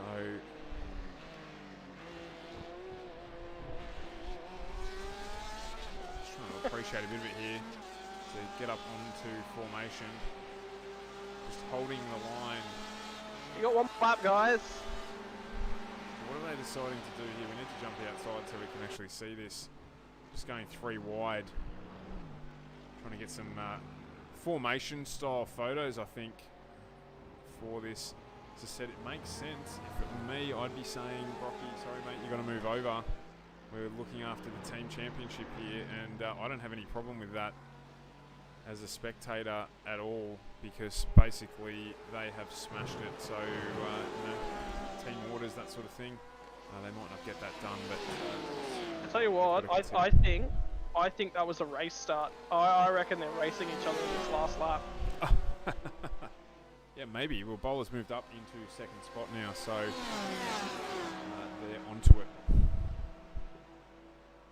Mine are stern, the 3 NSR Porsches, until Bowler decides I've had enough of that. A little bit more weaving. Let's put a lot more load through these tires, shall we? Man, these things are going to be absolutely stressed to the max in about half a lap's time. He does not let these tires have a lap off right here at the end. No way. Work them right to the last. Well, the great news from our perspective is these guys will put on a big show at the end as well. So there's going to be plenty of fireworks at the end of the race. And it makes it pretty simple for us in terms of asking the question about thanking sponsors, because they've only got one to thank between the 3 of them. So, or maybe 2, but Phoenix Window Tinting being the main sponsor there of NSR. So they're certainly getting their coverage tonight with these guys just dominating. So I can't wait to see what they get to at Bathurst in terms of lap times and how they're going to get around there in these ones. We might have to try and find some people to create some pace for it. So a couple of the at the front just struggling with consistency tonight, and that has resulted in not taking anything away from their driving, actually, but it definitely resulted in an absolute domination. There's another cone, cops are pounding by NSR, so hat goes off to them. How much is in the Witch's Hat cone, Witch's Hat budget for this season? We're out. There's no more Witch's Hats this season, as far as I can tell. We kill them just about every lap around. So, and I feel for the guy that has to run back out onto the track and put them out there. So. Those guys do it, the marshals running the Witch's Hats back out and put them back out of position. These guys do not give them a break for 2 hours. No, get that one back out there. How long was the practice session before this? It was 30 minutes. As so there you go. That's Luke Trujero in the background there. No, Nicholas, they are actually sponsors. So NSR sponsored here by Phoenix Window Tinting. So the liveries on all the cars are designed by the drivers, or they have someone make them for them, or potential sponsors make it for them as well. So the Phoenix Window Tinting have been on board for a couple of seasons now. I don't know how far back that relationship goes, and I don't know the relationship of the business to the team, but they've certainly supported Brock, as far as I'm aware, for as long as I've seen him in racing. And he's been on board with Braden and Maddie as well. So car in the lane. Yeah, we've Is that Maynard? It's Joshua Maynard's in the lane. Yeah, oh, he's done. He had an off track, so I think unfortunately it's over. As we get towards the end of this one, it's going to be an absolute formation finish for our victors tonight. It's NSR Motorsport, Braden Nash, Matty Bowler and Brock Schaefer taking home a 1-2-3 domination here, and the guys have done a cracking job to dominate the race. I don't know what else we can say about it. The picture there says it all, with the 3 cars crossing the finish line in mint condition. Watch for the burnouts here. They will be wild. More likely the drivers behind them have to watch out for the burnouts. There's not going to be anywhere to go. Well, that's what I was just thinking. Like, surely get through the first chicane, guys, and then throw it off on the exit of the track there. But no, Muskets just crossed the line there in the background. That was Frank Hodak as well. Time to cross back to the GT3 field, and Reese Grant is only 4 seconds behind the bent-winged Purnell Audi. Interesting that he's got a bent wing again, because that means he may not have used the fast repair in pit lane on that car when he ducked into pit lane, because the front of that car is bent. So we'll have to ask him about that later on, whether or not he had another off track. I didn't get any notification, but either way, he's going to bring home the win, Chris Purnell, in that Audi. It was the one that we questioned the most in terms of the weight penalties. And my goodness, what a lot of smoke there is up ahead. I can't even see Chris coming through at the end there, but I can tell you somewhere in the background there, Chris Purnell has managed to get through and finish this race, with Reese Grant taking out second place. And at this stage, I can't see Sebastian Murray-Westberg missing out on third. So we've got a heap of smoke coming here from these guys as they celebrate. Going to just try and jump to the chopper view here and just have a look at just how much smoke there is. Now there's a couple of Porsches smashed into one another. They certainly look way more second-hand than they did when they finished the race, but definitely deserve the celebration after such a great finish there for those three guys. And they've got enough practice at this point in time too, don't they? With the burnouts, that's surely that forms a part of NSR Porsche preparations. Yeah, you'd think so. Definitely they would practice that just to make sure they've got enough fuel at the end, enough tyre left just to be able to get it done and crack out at the end there and finish the race on a high. So what an unbelievable display. We've got two of the drivers. We'll just wait for the third one. There we go. So we'll just... we've just decided, guys, as we're joined by our full NSR podium, to just rename this event the LeMan NSR 2-hour, brought to you by Phoenix Window Tinting. What a display. Congratulations, guys. A fantastic outcome. Thank you. Yeah, awesome race. Where do we start? I mean, we can start by thanking the sponsors, because that'll take the least amount of time. Oh, yeah. I'll start. I'll just thank the boys, like, yeah, Matty and Brock. You know, we built this team from nothing, and you know, to bring a 1, 2, 3 at Le Mans, that's pretty cool. It's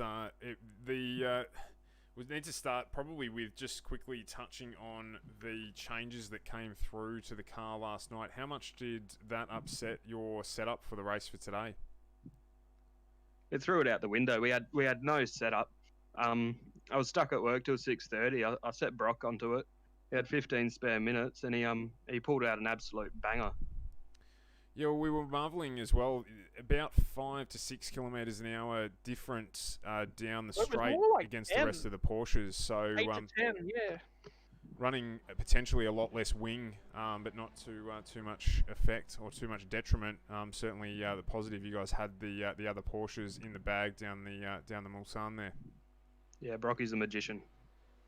Yeah, I can't believe how good he is at setups. Just a man of few words as well, Brock, not dropping in there. So congratulations in terms of managing to get on top of that. A couple of the other drivers did comment on how well you'd managed to get on top of the car with the changes. So obviously a great result and well done. The changes are alright. Like it's not actually that different to how it was before. But anyway, yeah, the setup worked. It was good. We were all quick. Yeah, good. The swerving at the end there was good to watch. We were just hoping that nothing foul was going to come from it as well. And the 1-2 for Nash and Bowler there, you guys, that'll certainly help your team championship as well. Yeah. Well, it's hard to keep up with Drayden. He's very quick. Yeah, that was the plan the whole time. Try and maximise our team points. Yeah, and to good effect. All that is definitely going to help you guys in that one. So again, congratulations, 1, 2, 3. The first one we've seen in the GTE field, and it was a really, really strong performance from you guys. Looking forward to seeing what you bring to the table at Bathurst. Cheers, Stu. Thanks, mate. You. probably a good segue to talking about our GT3 field this evening is team championship points, and the guy that are actually leading the team's championship, Chris Purnell and Reese Grant, looks like another little day at the office, albeit you've added 2.5 kilograms over the setup from last time out. Yeah, the car was pretty good, to be honest with you. The weight didn't really make any effect. If anything, it probably helped the balance of the car a little bit. It just wasn't so oversteery. So yeah, race was all good. Couple of brain fades in the last sort of 45 minutes. Issue with the lap car at one, and then I just absolutely cooked it at Mulsanne hairpin on the second one. And one more lap, and I reckon Reese probably would have got me. But yeah, it was good racing otherwise. Reese, does it ever cross the mind you might get the chance to overtake the team boss and put one up on him? That's a trophy that'd go up on the shelf for sure. That's all I was thinking about those last few laps, mate. It was just taking him. Hopefully, you just crash it again. I'm thinking, come on, one more time. But nah, it was a good race. Chris, care to respond? Nah, don't have to say anything. It's all good. Can we talk about fuel just quickly before we jump into Seb? How it looked like you were trying to save Chris at the start there before that incident to get through to the end on one stop. Was that in your thinking, or? No, it was. I was always going to do a two-stop. It was just the fact that Seb was on a different fuel strategy at the time, so it looked like I was saving, but I was actually driving my hardest. It was just with old tyres, full tank, it took a little bit for the car to come back to me. Fair enough as well. Right, well, congratulations once again on a 1-2 finish for VMMA Audi. Seb, it was an interesting race, but at one stage there we nearly thought that you might have been pegged for a race win. Does your teammate have to drive into the side of you at the start of every race? I would actually really hope not. I tell you what, there was a moment there where brand new teammate, welcome to the team, first race on the. Oh mate, you've hit me. What are you doing, buddy? No, look. I have to give a shout out to Peter and Smitty. Pete and myself have worked really hard this week, knowing that I felt like I had a really good chance tonight, and I feel tonight was a bit of a race of what could have been. Absolutely gutted at myself. I've managed to hold on with that damage at the start and not lose too much time. Worked out on the fly what lap we needed to pit to make sure we were still on the two-stop strategy. I was probably about 10-15 kilometers an hour down when not in the draft at the start after that contact, so I knew I had to get into the pit early to try and get that repaired. Once I got that repaired, I was just gung-ho, and I was doing similar lap times to Reese and Chris during that first stint with heavier fuel, so I knew that my time to really take a chance at them was once they had stopped for their first stop and were on heavier fuel with older tires. And I think, I'm not sure if Chris pipped me, but I'm pretty sure I got the fastest lap of the race by the end of it. So I was definitely pushing hard. And then, yeah, second stop, filled the tank up, was going fairly cautious, and went into Porsche curves expecting to have the same level of grip that I'd always had, and forgot I'd had another 120 litres of fuel on board, and the car snapped on me. So I was actually just having a quick look through the timings. Yes, you did secure by 0.5 of a second the fastest lap. Sorry, 0.4 of a second the fastest lap of the race. Do you want to know 0.09 of a second? Sorry, 0.11 of a second faster than your teammate. So one and two in terms of lap pace for you two. Yeah. No, the car was absolutely on rails. It was fast. It was a little sketchy at times, and that's what caught me out. We definitely were trying to peg on a bit more downforce as the week was going on, just to settle it down through the Porsche, but we were really just losing a lot of time in the straights. So, and I mean, by my rough calculations during the race, with that spin, that crash, I definitely lost over a minute in that, and then the lap when coming out of the pits, I lost 30 seconds on that lap. So I reckon the win was on the table, but big congratulations to Chris and Reese. Great effort, flawless drive. So got to try and get that win. I will get that maiden win. Well, Bathurst is the next race on the calendar, and you're un-Australian if you don't know the twists, the turns, the ups, the downs, where the bits of Armco are that you need to avoid around that circuit. Chris, going to throw the gauntlet down. Do you think Wesberg can take it to you boys at Bathurst? Yeah, definitely. The Merc's always been at the strongest car there. It's, I don't know, until I've never driven the Audi around there, so it's going to be a bit of an interesting next fortnight to work out what we can do with it. But yeah, it'll be an interesting race. I'm not going to just give it to him, that's for sure. So yeah, we'll wait and see what happens. Well, SMW, you've got the best chance for a win of the season coming up in the next round. Do you think you can take it? I feel like I've had my two best chances with Sebring and Le Mans, and Bathurst is probably not one of my stronger tracks. I do love it, so I'm hoping for a good race, and I'm looking forward to it. All right, ladies and gentlemen, that's been the Australian Endurance E Championships for this evening. We've had the brain fades, we've had the new drivers entering the series and being quick, and we've had the NSR Porsches pull off their first perfect.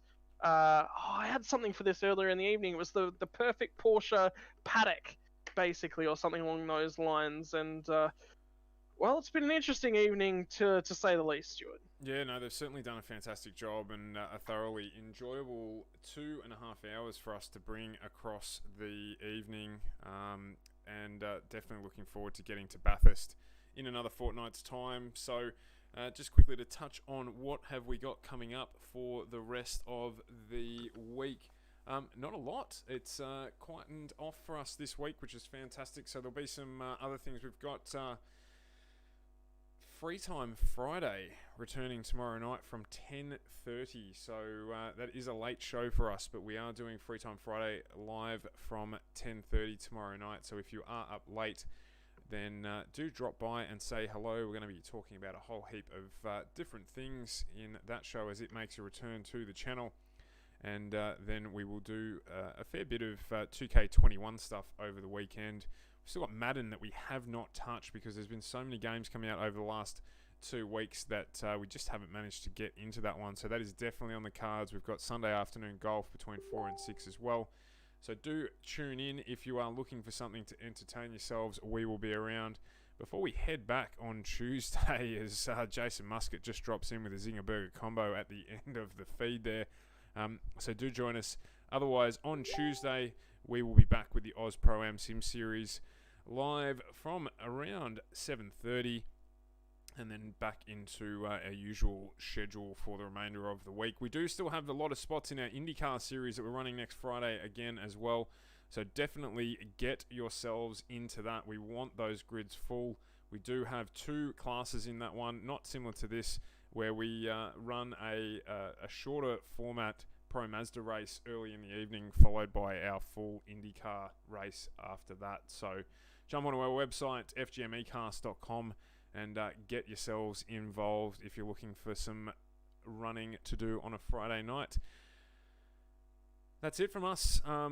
As usual, FGM ECast, your place for E-Pace. I'm Stuart, that was Scotty Rankin, and this has been another round of the Australian Endurance E-Championship. We appreciate your company for the evening. Enjoy the rest of your week.